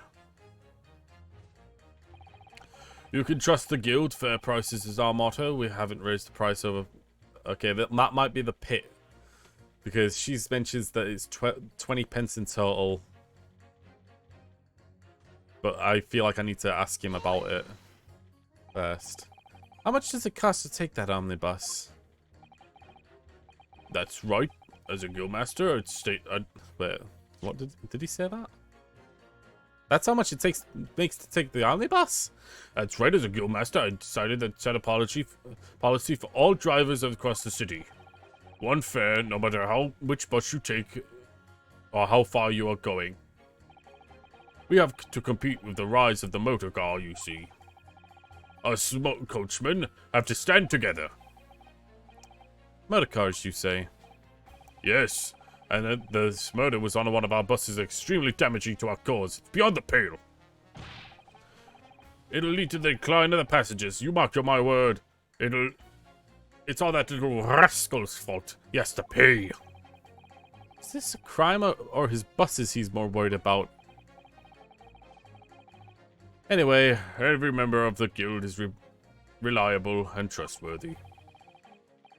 So if the guild driver says he saw him do it, that fellow in the dock is as guilty as sin. The scoundrel stabbing a poor man into the floor that beggars relief. I really think you should stop waving that needle around. You heard what the good coachman said before, didn't you? That hideous man stabbed the poor fellow just like this. Yes, that's what he said. You're right. Mr. McGilded Park is a lovely little place, too. I've always enjoyed resting my legs there while I get on with my knitting. And I thought that anyone who had donated such a delightful place must have been a fine fellow indeed. I suppose I was wrong. Whoever would have thought that he could have been Mr. Murdering Money Lender, and not a scrap of remorse. Oh, help. She's sure can be now that she's guilty. She thinks he's guilty. That old lady suddenly seems to know her mind, doesn't she? So we just need to find 2 jurors with contradictory statements and pit them against each other. Easier said than done. Oh, wait a minute. The 2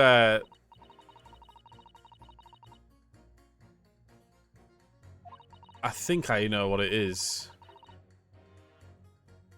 Not right now. I had to rely on advice from the start. How can I get on later? No, I need to figure this out on myself now. Is that perhaps what you were thinking? How did you know? Well, it's that sort of attitude. It's most admirable, Mr. Naruhodo. I know what I have to do. Let's listen to those assertions one more time. I think I know. It's the stabbing. Both of them like think that the stabbing occurred in a different way. He says that it was a gut to the side. She says that it's a stab downward. I think that's it. I'm just gonna save as well.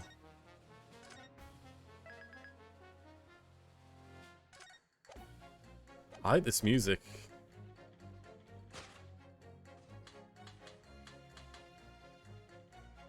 Stabbing the man on the floor. Nice. These 2 statements are completely contradictory. What? Explain yourself, counsel. Post haste. Oh, dearie me. I thought I was nipping a jumper from my other half. What was all that claptrap? What does the contradictory even mean, I ask you? I've heard from more than one witness. We've heard from more than one witness that they allegedly saw the moment of the crime when the defendant stabbed the victim. Now, out of curiosity, juror number 3. What? Can't you see I'm busy here? How would you say the defendant stabbed the victim? What sort of motion was it? Ha! You want to test me, don't you? Like this. Stuck out into the fellow right next to him without even getting up. Just like the prim prankster said. The big prim banker said. Yes, that was Fairplay's testimony. Quite true. Now then, jury number 6. Oh, that's me, isn't it? What can I do for you, young man? How would you say the defendant stabbed the victim, madam? Oh, well, dearie, as far as I understand it, it was like this. He stabbed the poor man after he collapsed to the floor. The coachman said so. Now, don't move. Take a look at these 2 jurors. He stuck to the fellow next to him without getting up. And he stabbed the poor man after he collapsed to the floor. Well, I never. They're stabbing completely different directions. What? Bless the stitches. What a muddle.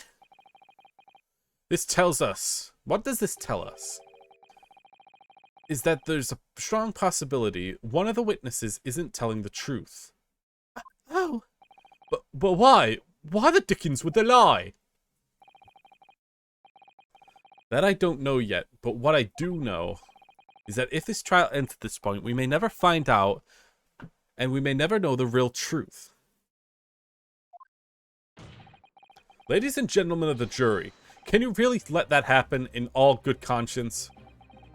Lies, you say? Oh, dearie me. I can't abide people telling lies.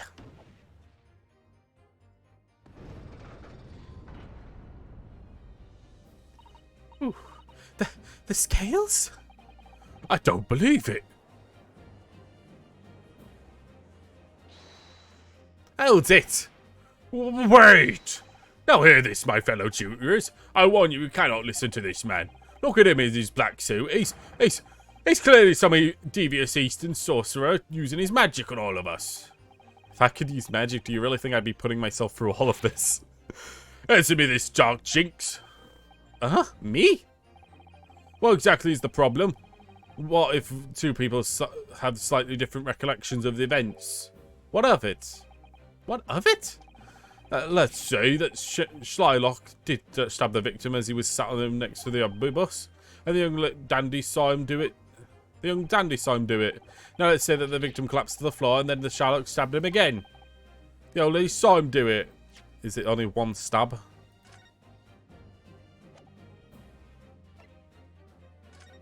A single stab.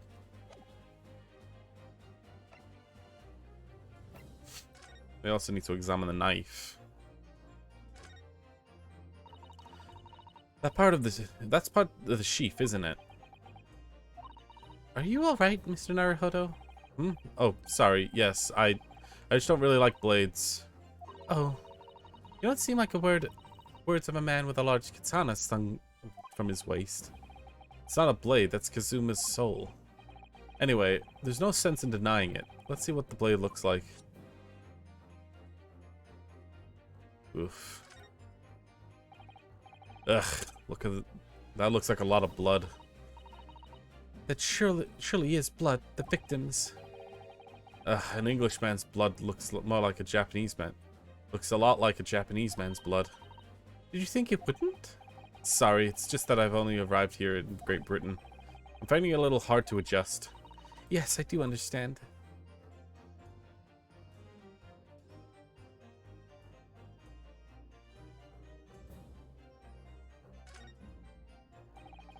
An ornate letter M. Undeniably Mr. Magnus McGilded's initial. It's beautifully gilded, too. It must be very valuable, I should think. What is it? Look at this M. If you turn it upside down, it becomes a W. That could change everything. A W? Yes, this is one of those turnabout cases. I'm sure of it. I'm afraid I don't know it all. But what I'm sure of is that this is an M. Well, that was an idea that was quickly squashed. I like that. I mean, it's possible. Like, that could be a W. I suppose, yeah, maybe. I don't know. This is definitely the blood, isn't it? Not the most pleasant sight to be confronted with on our first day to London. Well, nothing will come of grumbling now. No. By the way, was Mr. McGilded right-handed? Yes, I believe so. He was toying with a coin in his right hand earlier. Ah, pity. If only he'd been left-handed. I think the blood on the right either glove would be fairly incriminating, really.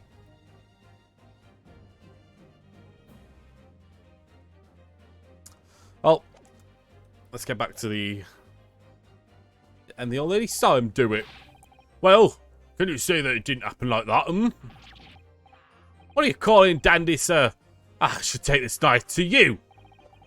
What are you calling old? Why, I should take this needle to you.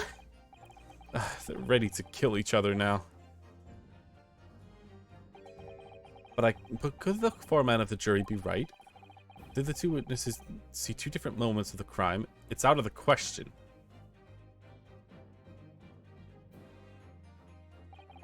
Unfortunately, Mr. Foreman.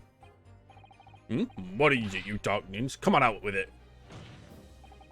What you're suggesting is impossible. It's out of the question. What are you talking about, man? How could you possibly say that? Yeah, you do realize I'm only doing my job. As a foreman of the jury, I have a responsibility to steer everyone in the right direction. So where's your evidence, man? Let's see. That's what we need to see. I see the two witnesses that saw two different moments of the same crime. If that's what you have to say, if you say that's out of the question, show me some proof. Looks like the only way I'm able to convince him is to present him with something he can't dismiss. some irrefutable hard evidence. As you wish. What? I'll give you the proof. It's out of the question that two witnesses saw different moments of the crime, proven by the autopsy. A single stab wound to the abdomen. He wasn't stabbed in the back. Or, yeah, like...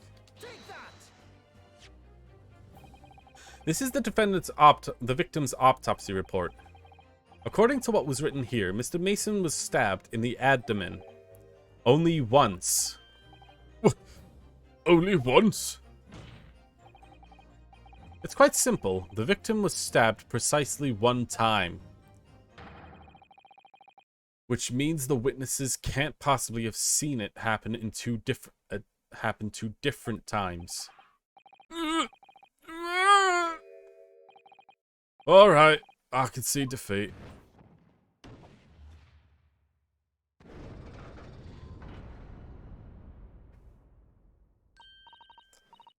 Oh, well done, Mr. Naruhodo. You did it. You can certainly manage to change 2 more jurors' minds. You'll force this trial to continue. 2 more, actually. There's something else that's been bothering me about a couple of their assertions. That's where you must strike next.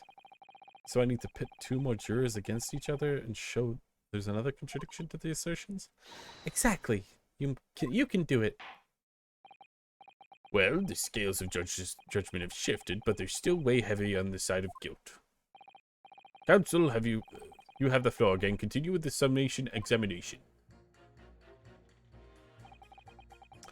I'm no lover of the rich, but I despise lies even more. The innocent is my call, at least for now, at least.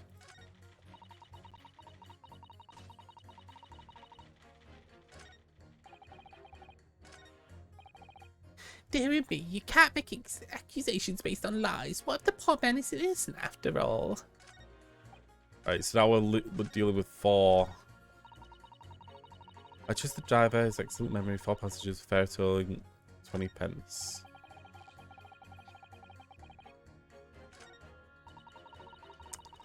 I guess it's this woman and the person who said they give us fair payment in each. That's what I think it might be.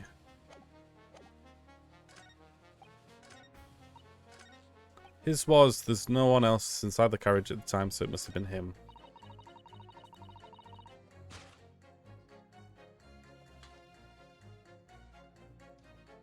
I've simply typed...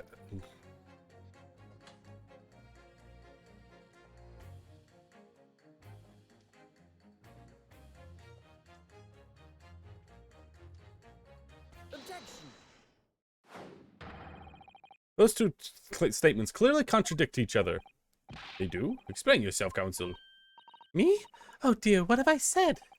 I swear Silver Blazes means name. I haven't the first idea what you're talking about. According to the group testimony we've heard so far, there were 4 passengers on the omnibus on the night of the in question. According to the coachman, Mr. Beppo, he took 20 pence in fares.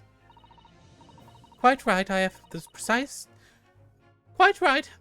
precise details typed neatly here in front of me. I wonder, do I have that actually stated here as well? I don't, which is a bit of an annoyance. It should say like here or something that it's 20 pence each. Juror number 5 told us the following. The fare for the omnibus is always 4 pence. Did he?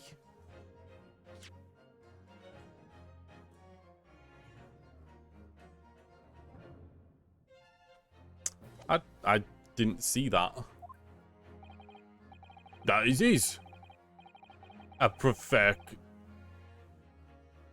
fair and convenient single price, just the way London's carriages should be operated. But that doesn't add up at all.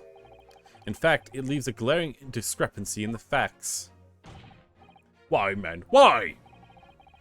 4 passengers paying 4 pence each. If you do the multiplication... But there would be 16 pence. Exactly.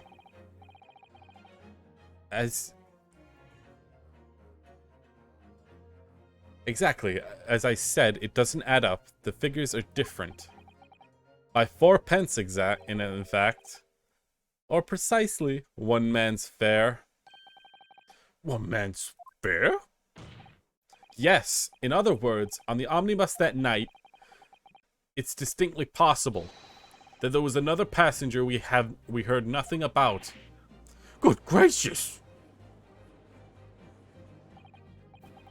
This can't be right. The coachman of the guild is a good honest man. Once and for all, trustworthiness is our watchword. The figures the coachman claim most certainly do not add up. Your watchword, good sir, is a fallacy. I beg your pardon? Mr. Guildmaster, I think you ought to consider that this trial were to end now. The news would surely spread all over London. The news that one of your coachmen tried to hide the fact that he let nefarious characters ride his omnibus. All right then. How do I make this miserable trial doesn't make it so this miserable trial doesn't end? Well,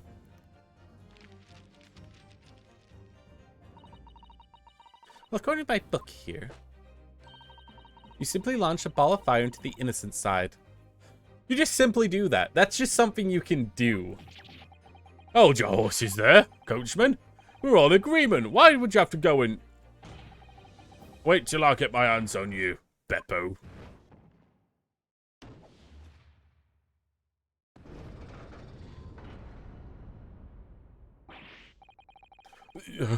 This is all very irritating.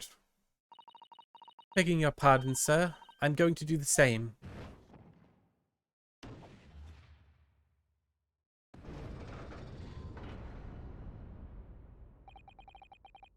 For the love of Mike. Not you two as well. A penny can be the difference between a smile and a tear, after all. I certainly can't put trust in someone who doesn't follow my exacting standards in financial matters. Oh, really? I, for one, think it's proper that we hear from the witnesses again. Wait, that means 4 jurors are now leading to not guilty. We've done it, Mr. Naruhodo. We've won! What are you playing at, you dandy fool? Shut your trap, sir. No one deceives me. But we had consensus. I said shut your trap. I know a liar when I see one. If that chap ever dares to cross the threshold of my shop, I'll take this sharp razor blade and shave every part of his hair off his head. Please tell me he's a barber. Well, it's quite remarkable turn of events. The defense's summation examination has flipped the balance of the scales of justice. The jurors now stand 2 for guilty and 4 for not guilty. Accordingly, there is no longer a large enough majority for the judge among the jury for me to adjudicate, and the trial must continue. Rabble, rabble, rabble, rabble, rabble. I hereby ask the defense, prosecution, and the witnesses to return to their places. I will call upon you to continue to pursue the truth. So I like that. That's actually a cool mechanic. Talking to the jurors and getting them to change their minds. That's actually really interesting. Can't do that in an actual court, I'm sure. You can only, like, essentially give the trial its fair shake and give your closing statements and then hope the jury is on your side.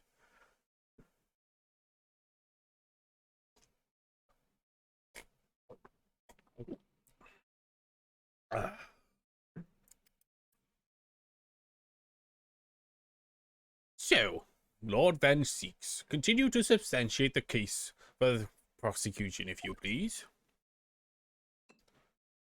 I'm going to drink more wine first. What a douchebag.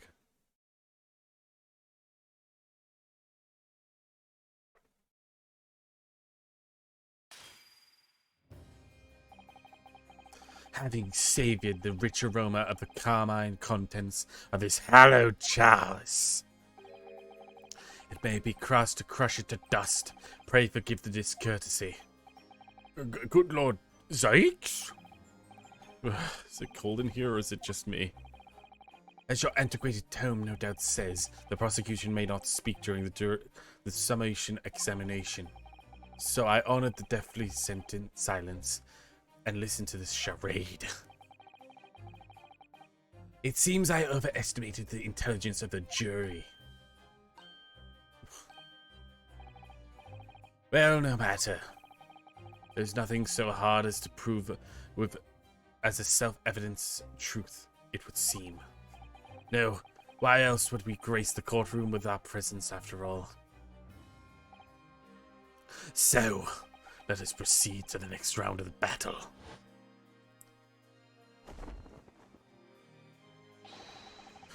Bring forth the witnesses once more. Dude, we have literal evidence saying that there was another person on that stagecoach. Witnesses. I trust you've heard the summation of examination. We have to just endure. Oh, yes, sir, I did, sir.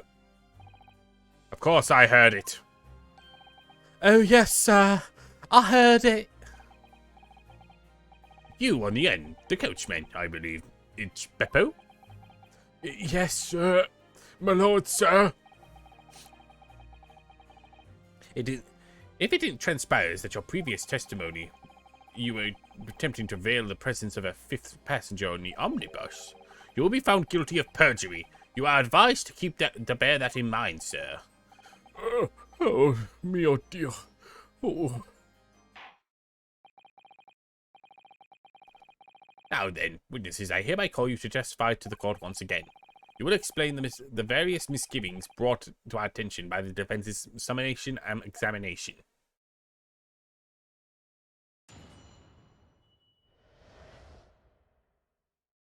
Various misgivings. I only carried 4 passengers that night. I swear it, but Well, I, for one, was told that it was pay 5 pence for a bus. He fiddled us on the fare, he did. And then I saw the blood-hurling sight as well. It was all too much. I tell you, I saw Mr. McGill stabbing that man. Everything I said before stands. oh yeah, yes. He stabbed him. He did. I think so. Yes. Counsel, it makes sense for me, please. Make sense of this for me, please. The phantom fifth passenger, conjured by existence by the learned Eastern fiend, never existed. I'm going to try and speak a little more normally for this guy because he's going to be, I have a feeling he's going to show up a lot more often. I can't do like something that hurts my throat. The confusion that arised from the coachman's sly little cozenage. Beppo, explain yourself. I'm terribly sorry, Miss Guildmaster. The guild's fare is 4 pence across the board. You know that. Am I to understand that you've been overcharging passengers by a penny at a fare? It's so cold, and my last run that day is always half empty. You have been dishonest, coachman. I'm so sorry. You're a disgrace, Beppo. Disgrace. You and your selfish actions have brought dishonor on the entire guild. If I may, sir, I had to pay penance on that bus just last week. What? 4 passengers at 5 pence each is just 20 pence. I've done the arithmetic 10 times already, but I can't quite make the result come out differently. No, that figures. Well, it would appear that one of the more aforementioned misgivings have already been explained. So, counsel for defense, your cross-examination, if you please. I've already had the displeasure of protracted summation examination today. I see you intend to continue this parlor games. Absolutely. Well, we already know that this guy's got a reason for for wanting McGilda dead. I only carried 4 passengers that night. I swear it, but So, there was only 4 passengers on your carriage, but you didn't charge them the standard 4p fare. Is that right? it's impossible to make the last run of the day pay. I was so cold. It was all I could do to stop myself from passing out. Getting chill brains just thinking of you, listening to you. It was terrible. I just wanted to give myself a pat on the back for keeping the bus running. Doesn't it? A dedicated coachman deserve a little extra penny per the passenger? You're digging a deeper hole for yourself here. Only there was a 5th passenger on the omnibus that night. Then we would have had another suspect.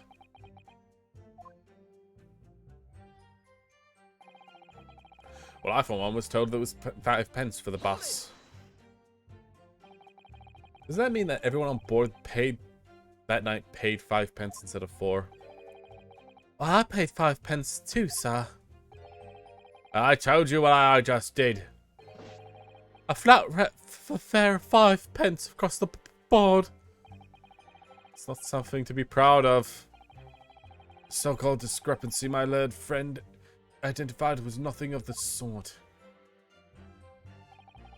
Much like the phantom killer you so desperately needed is long dead and buried. I'd have been happy if it ever existed in the first place. He fiddled us on the fare, he did. And then he brought the blood-curdling sight as well, all too much. This blood-curdling sight? You mean the murder, I presume? Yes, sir. A loathsome sight. No one should have witnessed the horror of in the eyes of men in the moments of the life being taken. Oh, but not exactly, sir. I mean, I didn't actually see the exact moment the gent was stabbed. Good gracious, really? We have another witness who did, however. The banker already testified to it. But Mr. Frost didn't actually see the point in which the victim was killed. This may turn out to be very significant.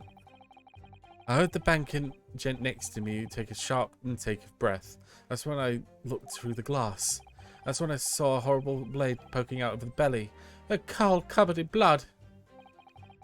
Every time I see that knife now, I can't help but scream, even when I'm eating. I tell you, I saw Mr. McGill stabbing that man. Everything I said before stands. So you saw the defendant, Mr. McGill, stabbing the victim, Mr. Mason, who was sitting next to him? That's what I said, isn't it? It's bothering before what it is. Just for a brief moment, he hesitated before answering the question. Anyway, there was only 2 of them inside the carriage, wasn't there? There's been much talk of a 5th passenger, but yet 0 evidence. Then what are we wasting our time for then? It's black and white. This man's guilty. Something about Mr. Fairplay's testimony just jars with me. Wish I could work out what it was.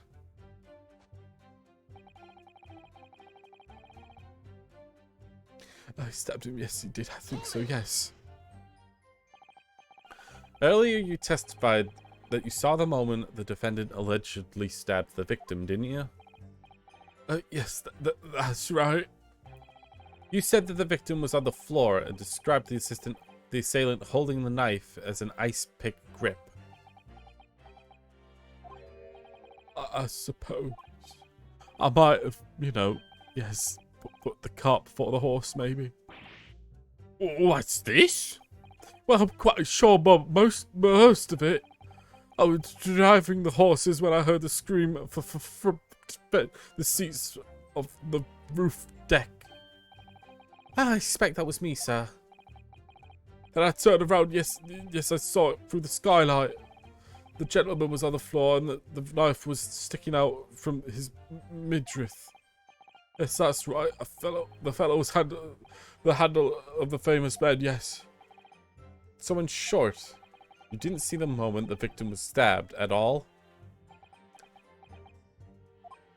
I really thought I did, but when I go over it again in my head, no, I suppose I didn't actually see the precise moment of the stabbing, did I?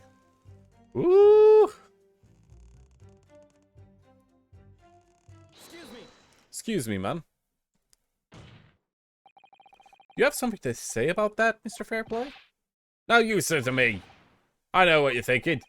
You didn't actually see the exact moment the fellow stabbed. What are the chances of that? Eh? Hey? Are you asking me or telling me? He's getting flustered. I might be able to extract some new information from him if I answered him cleverly. Could he have happened to have seen the exact moment the crime committed? No. Well, it's a little hard for me to believe, certainly. Unless you spend your time peeping through the skylight on top of the omnibus, that is. But peeping? I'm a respectable city banker, I'll have you know. I know what I saw, I remember it clear as bald as day. It was a grim scene. I don't mind telling you. Thank you, Mr. Fairplay. Oh, excuse me if I was getting a little under the colour, my lord.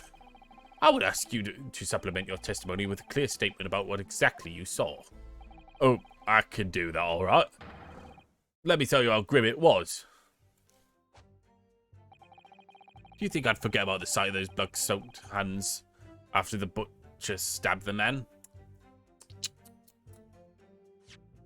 Blood-soaked hands, huh? Objection. You mean his gloves? Blood-soaked hands.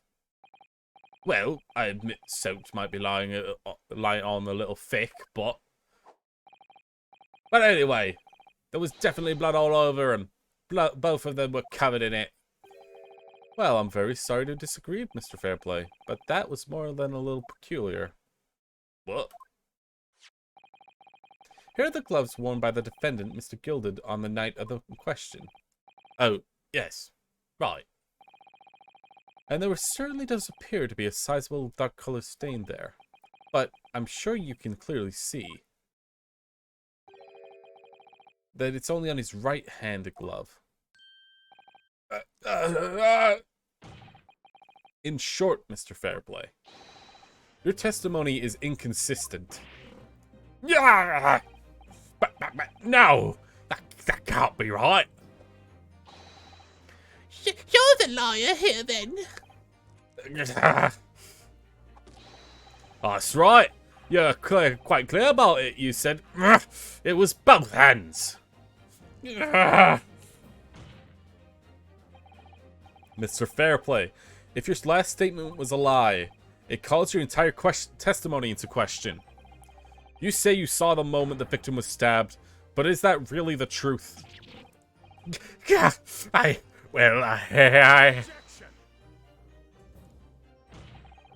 It was a simple mistake. You can't justify accusing this man of lying. Yes, it wasn't both hands, it was only one, but the fact remains. The victim's blood was on the accused. No, Mr. Fairplay categorically stated that he saw blood all over both hands, which means there's a strong possibility that this witness is deliberately trying to mislead the court. Yeah! Why? I'm a city banker, for pity's sake. My word should be as gold standard. I'm a gentleman, not some guy's name. I'm standing member societies don't certificate. He's claiming to have no reason to lie. But is that really the case? Mr. Naruhodo, if we had some evidence to explain why Mr. Fairplay might be lying, it could turn the tide of this trial completely. Something to show that this man has compelling reason to lie in his testimony? I have evidence. My lord. Yes, counsel? The defense is ready to present evidence. By Lord Jove! You sure? Yes, evidence that will clearly demonstrate why Mr. Fairplay has a reason to lie in his testimony. Yeah! Very well.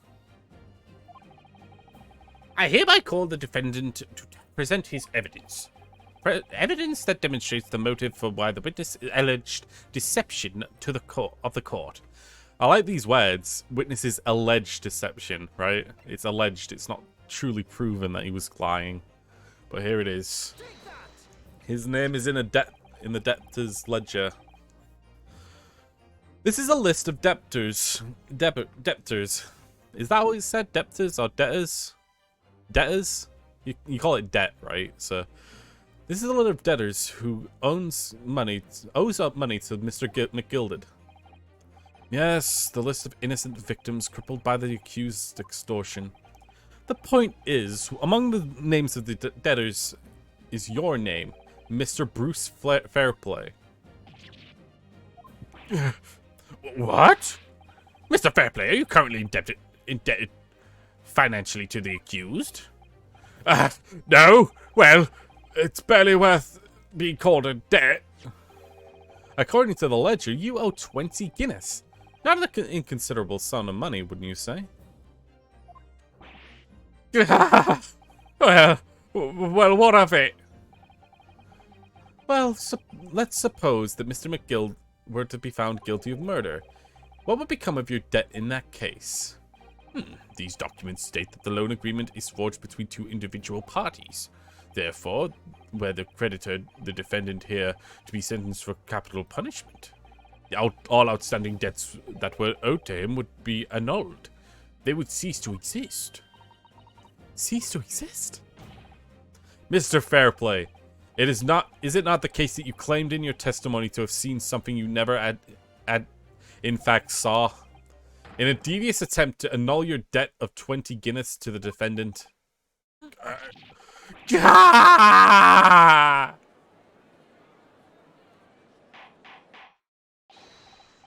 Order! Order! Order! Mr. Bruce Fairplay.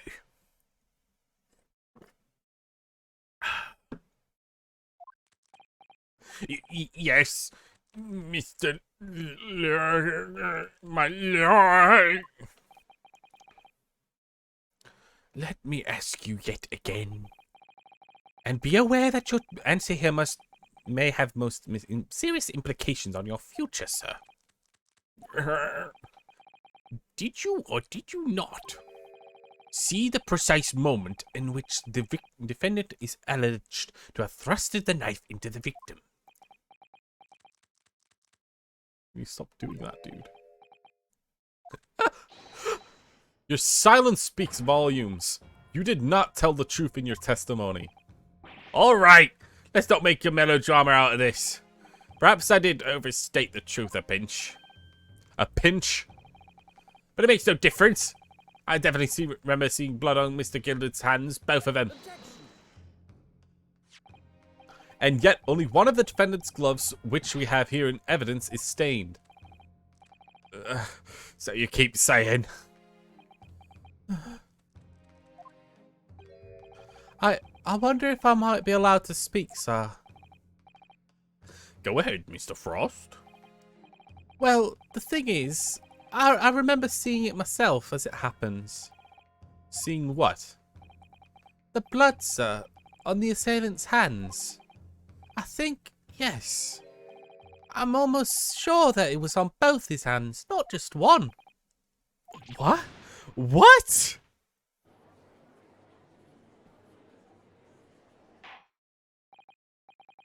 It would appear that we are going to need further testimony from all your witnesses. This time I would like to know precisely what you did and what you did not see. Do I make myself clear?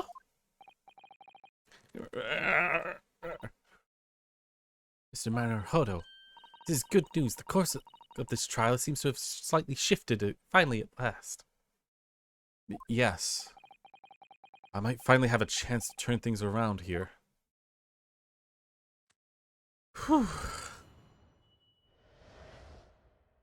What the witnesses really saw. There was blood on both of the hands of the assailant. I sincerely and distinctly remember that. However, I suppose you might say that I didn't see the exact moment the stabbing transpired, if it matters. I remember seeing the knife, and I remember seeing both the attacker's hands with bloods on them. I didn't see anything myself. No, I didn't hear the scream. But he said he did hear the scream. Hold on. Not until I heard that scream. Anyway, the fact remains. You can't have been anyone inside that cabin, or we would have seen.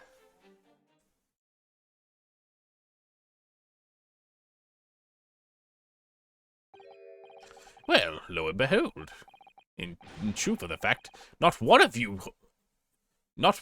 was witness to the crucial moment of the crime was perpetrated? Apologize, sir, my lord. But honestly, there was no one else inside that carriage, and the man's hands were covered in blood. That's as much incriminating evidence as tantamount to what I'm saying. We saw the man do it. That's really not what testimony is about. Let's examine the interior of the omnibus once more. The victim's fresh blood is clearly visible on the seat, the corroborating witnesses' accounts.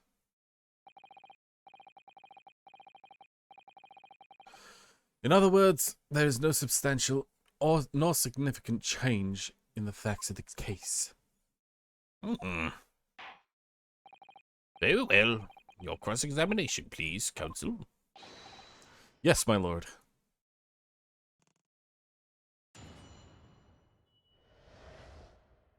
What the witnesses really saw. There was blood on both hands of the assailant. I distinctly remember that.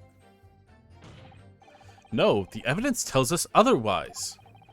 We have gloves the defendant was wearing on the night of question in the court record. I'm well aware of that, sir, but nevertheless, I know what I saw and I stand by it. The man's blood had blood on both his hands. He's defiant, even in the face of hard evidence. He's steadfastly refusing to admit that he might have been mistaken of what he saw, but why? Your reasoning is dire. One hand or two, the salience point remains unchanged. Minutes after the grim sign, the victim's blood dripped guiltily from the accused's fingers.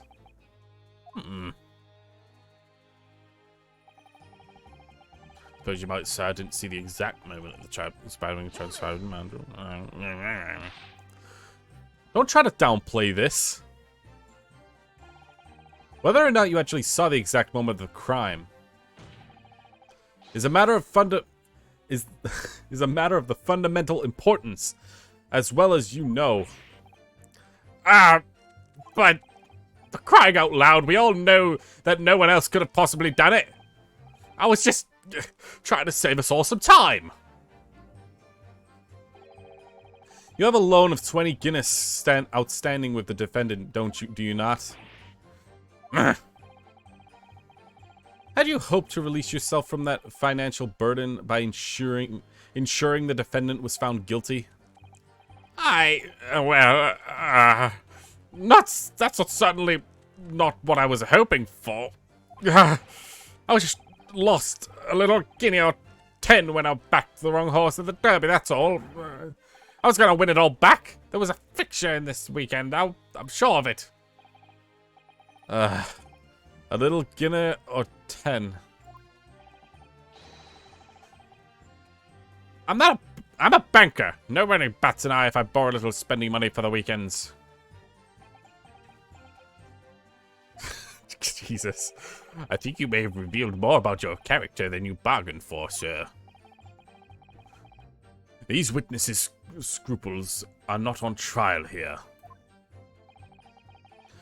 Proceed with the next witness. Is it really how it's supposed to work? I remember seeing that knife, and I remember seeing both the attacker's hands with blood on them. You definitely saw that too. Blood on both hands. Yes, sir. I mean, I know what you're going to say. One of the Mr. Gilded's gloves has any sign of blood on it. That's right. The thing is, as far as I remember, sir, when I looked down, I saw Mr. McGild sitting beside the other fellow. I don't believe he was wearing any gloves, sir.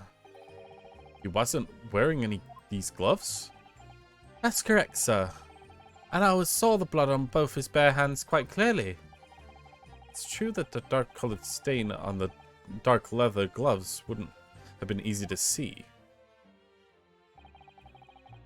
I should point out that the police officer who apprehended the accused at the night of the question reported that there were no trace of blood on Mr. Gilded's gloved hands. There wasn't blood on his hands? This is puzzling indeed. This must be significant somehow, I'm sure of it. I didn't actually see things myself. No, not until I heard the scream. You didn't see anything? Oh yes, sir. That's what I've been trying to say. No, sir, I didn't. Very sorry about what I said before, sir. Very sorry. Yes, it was wrong of me to make up stories and say I saw him stab a man. Wouldn't you agree, sir? I know what you're insinuating, but I certainly wasn't making up stories. Still, to say you saw nothing isn't right either, is it? No, sir. I saw nothing at all. Mr. Beppo, you were driving your horses. At the very least, you, must have enjoyed a good view of London streets, no?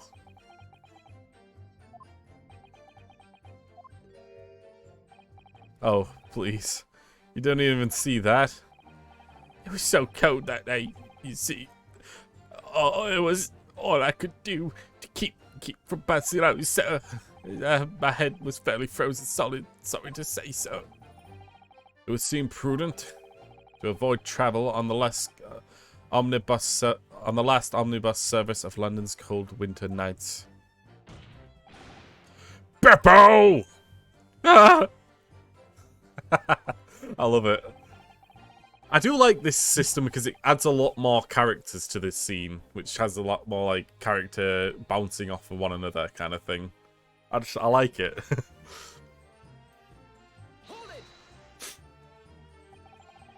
Everything you saw of the incident was through the skylight of the roof on the omnibus. That's right. It was fiercely cold that night, but the grass wasn't frosted over. Oh yes, I remember shivering. It was so bitter. It rather begs the question why the pair of you were sitting on the roof deck in the first place. I don't know about this young fellow, but I couldn't enter the cabin. Oh, why not? It was locked from the inside. I tried knocking, but no one opened the door. It was locked? That's right! It's a public bus service, for pity's sake. That's not what I call fair play. Yes, I had the exact same experience. I tried knocking, but the gents inside just gestured at me to clear off. So I guess I had no choice but to climb up onto the roof deck, look down longingly at the warm cabin below. But I can assure you that I wasn't looking down. I was glaring long and hard. That's precisely why I tell you that with astute confidence, that if there was anyone else at all in that cabin, I would have noticed. Unequivocal, you say? I'm not sure about these two witnesses. They really have seen everything inside the cabin through the skylight?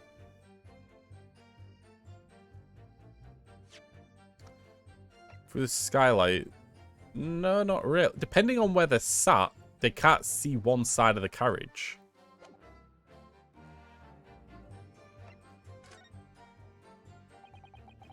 Allow me to confirm one thing, Mr. Fairplay.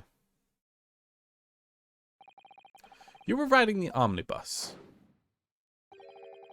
and witnessed the events from the cabin through the skylight on the floor in the upper deck. Was that right? That's right, yeah. In that case,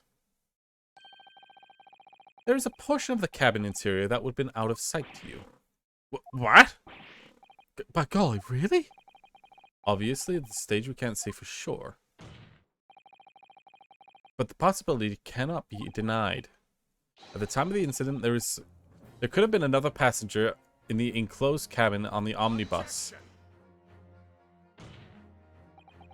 Enough hypothetical meandering, my Nipponese friend. The prosecution demands that you subsequent your claims. For all, the scene of the crime is here in the flesh. Very well, I will upload the prosecution's demands.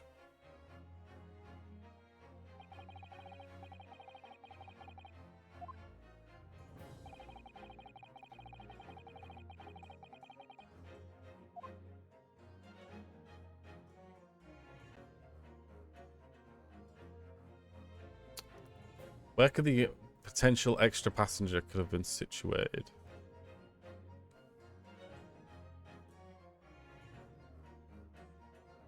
I don't think it's been very clear of where they're sat, right? But if they're sat up here, then it's possible... Let's just take another look. The blood is on this side, right? So they saw that side. That means that they must have been sat here, meaning they can't see this side.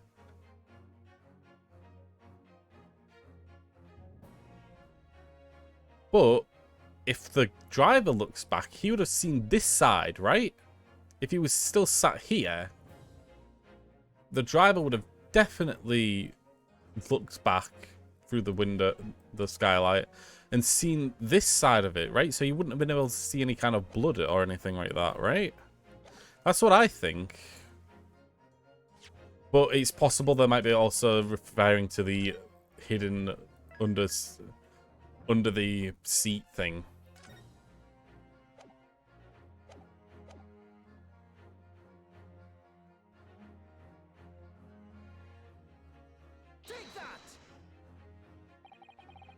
Both rows of seat on the roof face the direction of the traveler, whereas the seats on the enclosed cabin face each other. Which means, I suppose yeah, like I still feel like you could just do a cross section, because if they were sat here but they were looking down backwards. But then again, like if they were sat here, then why would one person constantly just be looking back and down and craning his neck? The visible part of the cabin, which the passengers on the roof deck could see through the skylight, is as I've drawn here. Ah! That's right, my lord. As you can see, the seat opposed to the one on which the victim and his attacker were sitting is obscured from view. In other words, if someone had been sitting on that seat, it's quite possible that these witnesses would have been completely unaware of it. Objection!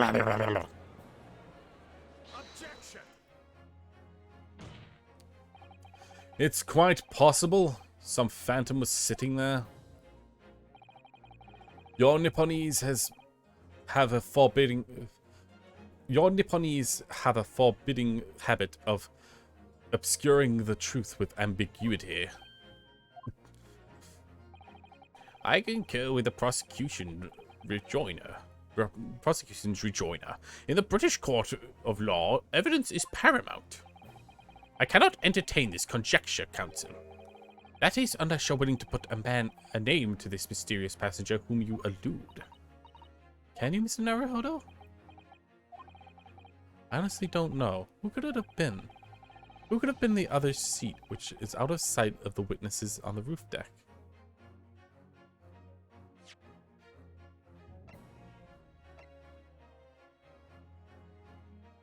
Oh, I know. Yeah.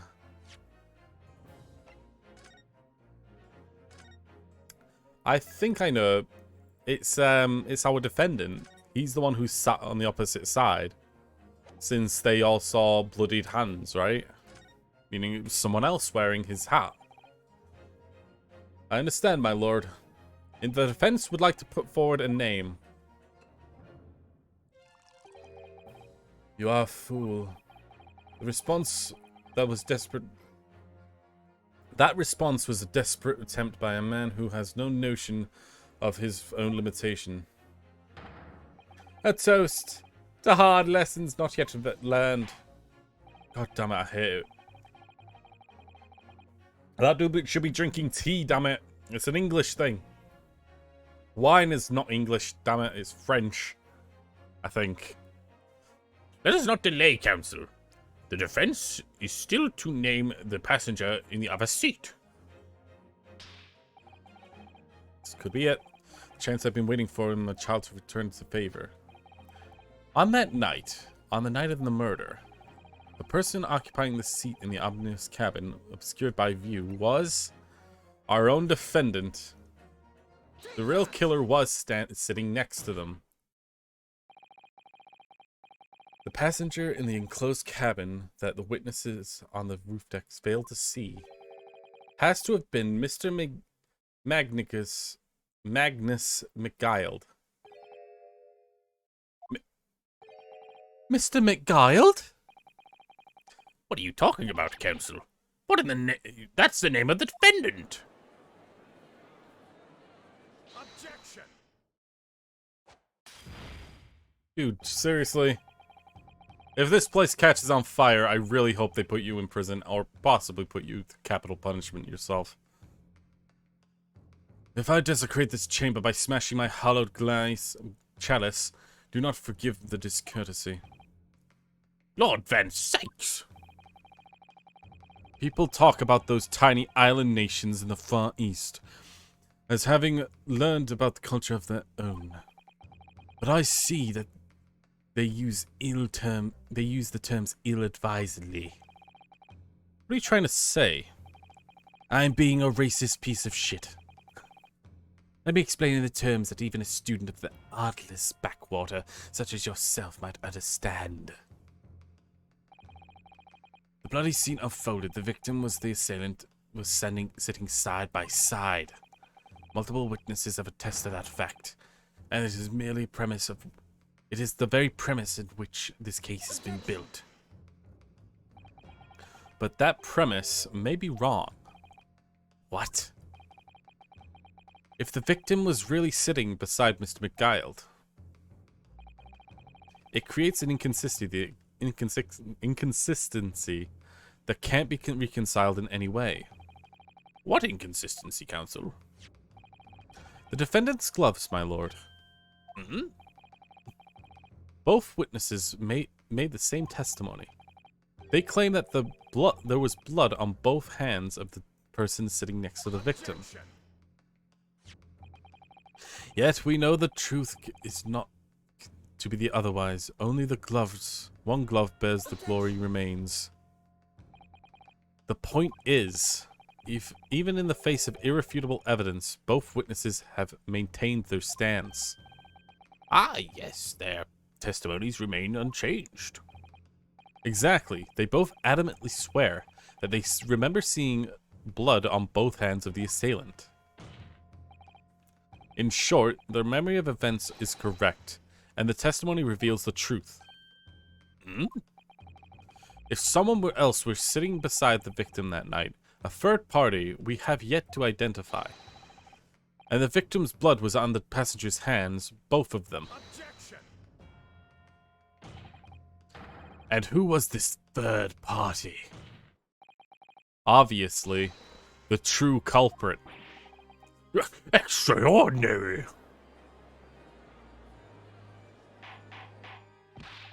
Oh, order! Order! Order!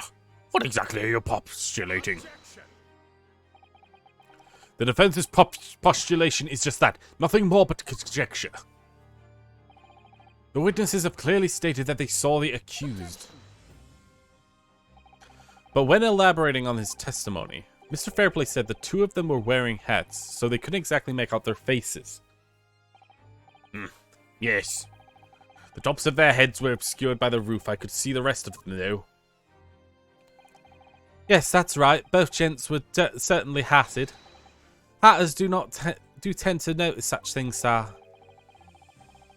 And what peculiar styles of hats did these two gentlemen sport, Mr. Frost? I'm afraid I don't remember, sir. You call yourself a hatter?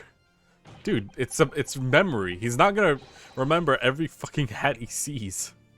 Granted, I suppose it is kind of accepted that if you work in a certain job, you're more likely to pick up on certain things that kind of attach to, like, a part of that job. It's like he's looking for designs, probably. Makes sense, he'd look at the hats. The style of hats makes no difference. There was no third passenger on that cabin.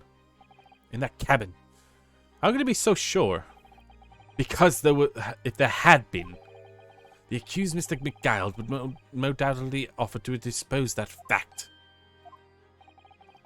Unless, that is, you are proposing even more preposterous explanation. That the accused failed to even notice the presence of a true culprit in the very cabin in which he travelled. Ah!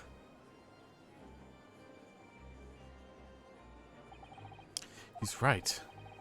If there was another person travelling in the enclosed cabin on the omnibus, it's inconceivable that Mr. McGill would have been unaware of it. Order! That's clearly a simple solution to this problem. Bring the accused Mr. McGill to the stand.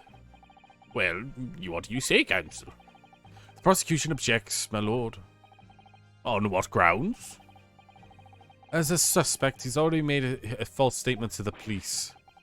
But what if there's another reason why he's unable to speak freely? Mr. McGill is no uneducated ruffian. If it is indeed turns out the man has been withholding information, you can be sure that it is the most deliberate act.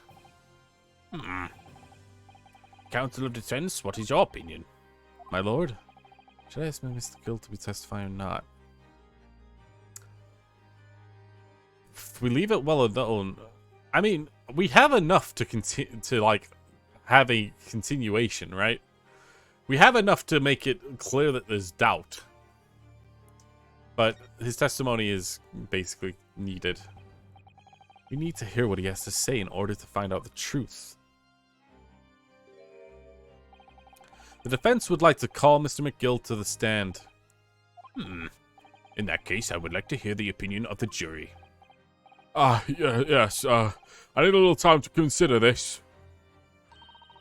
If you ask me, I think we should hear what Mr. McGill has to say. Get that man out here, I say! It would be utterly illogical not to hear his testimony. When something is doing it, get it done. That's how I run the guild. Hearing what the patron of my favourite little park has to say? Oh yes, that would be lovely. Yes, the jury says the man must be heard. Very well, the court will hear the defendant's testimony. Bailiff, show the defendant to the stand at once.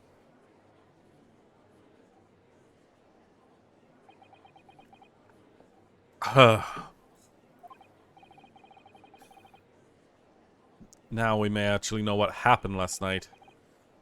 Will finally become clear. If a continuation happens soon, then, like, to be continued, then that's going to be the end of the today stream. Let the proceedings be resumed. Mr. McGill, have you been listening to the discourse of today? To be sure I have, my lord. There have been two matters on which the court decides to hear from you. The first is whether or not there was a third party with you on the omnibus cabin, as proposed by the defense. The second is that if such a person were present, why did you conceal that fact from the police? Picard, no! 'Tis not my nature to hide anything at all. Just answer the question, please. The truth of the matter is, I've been desperate about this all along. Do I tell yous all or keep my mouth shut? Tell us what, Mr. McGill? The fine fella representing me is absolutely right. In the carriage that night with myself and another man, there was another passenger. It's true? Aye, it was me that helped the little urchin get away with what happened. You. What? Don't tell me he's lying in order to make him get away with it. No, Mr. Magnus McGild. That inconvenient excuse can't save you now. I'm truly sorry. So I am, Lord Van Zykes. I'm sure you've been waiting to know why I said nothing when I was taken in by the police. I do be having a very good reason, I assure you. Which was? Well, the little child was just in the wrong place at the wrong time. Not in any way involved, you see. What? If the police had known the wee one was there, they'd have assumed that she'd done it. They would have hauled her into the courtroom just like myself. I was just trying to spare her from that. Young hearts and young minds are easily damaged, my lord. And who was this young child whom you speak? That I don't know. You don't know? Aye, well, the wee thing just happened to be in the carriage that night. I never saw one before or since. We have absolutely no reason to believe this man. The prosecution calls for the witness statements to be disregarded to the court. You know, I wouldn't be surprised if that little urchin isn't here in the courtroom as we speak, listening to the proceedings. But, Ah! Smoke! Ah! Fire! There's a fire! Someone get away! Trying to go away! Stop him! No, it's no use. I can't see him through the smoke. What's going on? Be careful, Mr. Murderer. Cover your face. Bailiff, do not let the accused escape. Secure the omnibus. I hereby call an emergency recess. Bailiff, ensure the defendant is in custody and clear the courtroom. Holy crap. We're hurriedly removed from the smoke-filled courtroom by the bailiff. Amidst the scenes of chaos, people stumbled over one another in desperation to flee the chamber. We had no idea what was happening. All we knew was that, for the time being at least, the child was suspended. Alright, that's it for today. But it's very interesting. That's actually really, that's a very cool closing point there. Oh, I like it. That's actually really cool.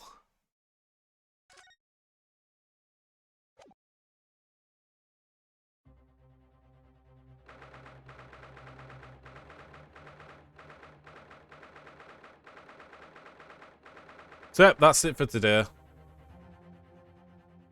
Thanks for watching. Let's go back to...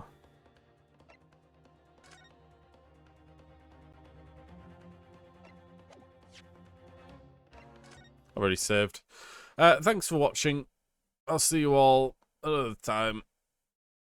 Bye-bye.